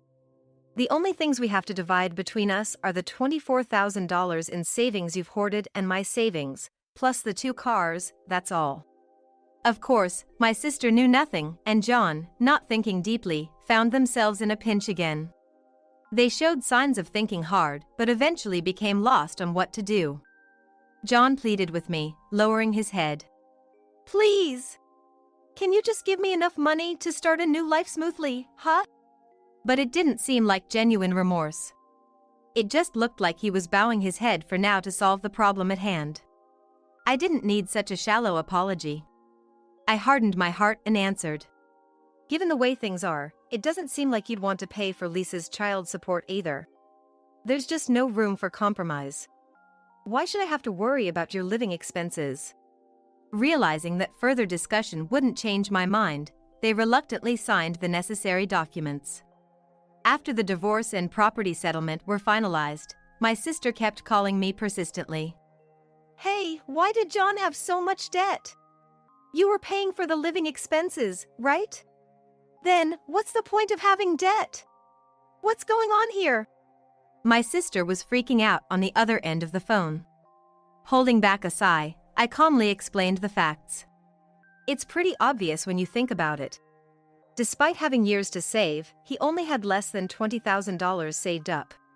Does having debt while saving suggest he made some big purchases or took out loans for them? I asked, dumbfounded. My sister, trying her best to make sense of the situation, shared more details. Yes. He took out loans for tens of thousands just to buy nonsensical luxury items. And the credit card payments were set to revolve automatically. It turned into a huge mess. Turned out, this guy was just a disaster with debt. How could you saddle me with such a person? More like you took him from me. I retorted with a half smile, leaving her speechless. It seems John had been racking up debt without even me knowing. Now, I'm receiving multiple collection notices related to his debts. While with me, he must have hidden it carefully, but probably let his guard down after changing his address. Or maybe, being overwhelmed with his new life, he forgot to hide them. Oh, there's one more thing I didn't tell you. What now? My sister was clearly frightened, but recalling the debt conversation reminded me of something. John claimed he switched careers to work in construction, but he was actually a sole proprietor. While income and residence taxes were deducted, he had to manage other payments himself. Being self-employed, I took care of my own Social Security and health insurance, and when John left his real estate job, I made sure Lisa was covered by health insurance too. I took care of my taxes, but it turns out John hadn't been paying his Social Security since he changed jobs a year ago. I was handling the health insurance payments, so that wasn't an issue. Due to some mistake, a Social Security demand notice was sent to our house. I contacted John for permission and opened it to find it was a demand notice. He had been hiding it all along, and I had no clue. I've been paying my own Social Security, and I just assumed John was doing the same. When I called John to ask if I could open the notice, he nearly cried, begging for help. Social Security costs this much. No way, I can't pay this. We were a family, weren't we? Can't you do something, huh? What? What are you talking about? The very person who abandoned his family, his wife and child, has the nerve to say that? My logic hit John hard, rendering him speechless once more. It seemed that, understanding there was no hope left in this conversation, my sister on the other end of the phone also fell silent in despair. So, you'll just have to figure it out yourselves, I said, and hung up the phone. Eventually, John also called, complaining about the high taxes on the car he took and how he hadn't anticipated the cost of the vehicle inspection. Maintaining a car costs this much. I was shocked, you know. I thought taxes would be just tens of bucks, but they're in the hundreds. And the inspection costs so much too. Ha, it's tough, huh? Can't you take it back? No, I said shortly, and John hung up, disappointed. Following that, I received emails begging for help, but after I warned, if you keep this up, I'll consult the police about stalking, the messages stopped completely. A hellish future awaited the two of them, worse than any hell. Later, I heard that John and Natalie got divorced. Their marriage lasted only 3 months after divorcing me. Maybe their plan was doomed from the start when they realized the house was in my name and not subject to property division. Marrying with tens of thousands in debt and compensation to pay was never going to work. Moreover, their divorce seemed to be even more contentious than mine had been. Natalie was obsessed with money. Sell the new car. It's a waste to have it. Better to cash it in, right? What? I don't care about such petty cash. Besides, I paid Natalie's entire compensation, so if we're splitting, give me that money back. Such petty squabbles kept them from divorcing smoothly.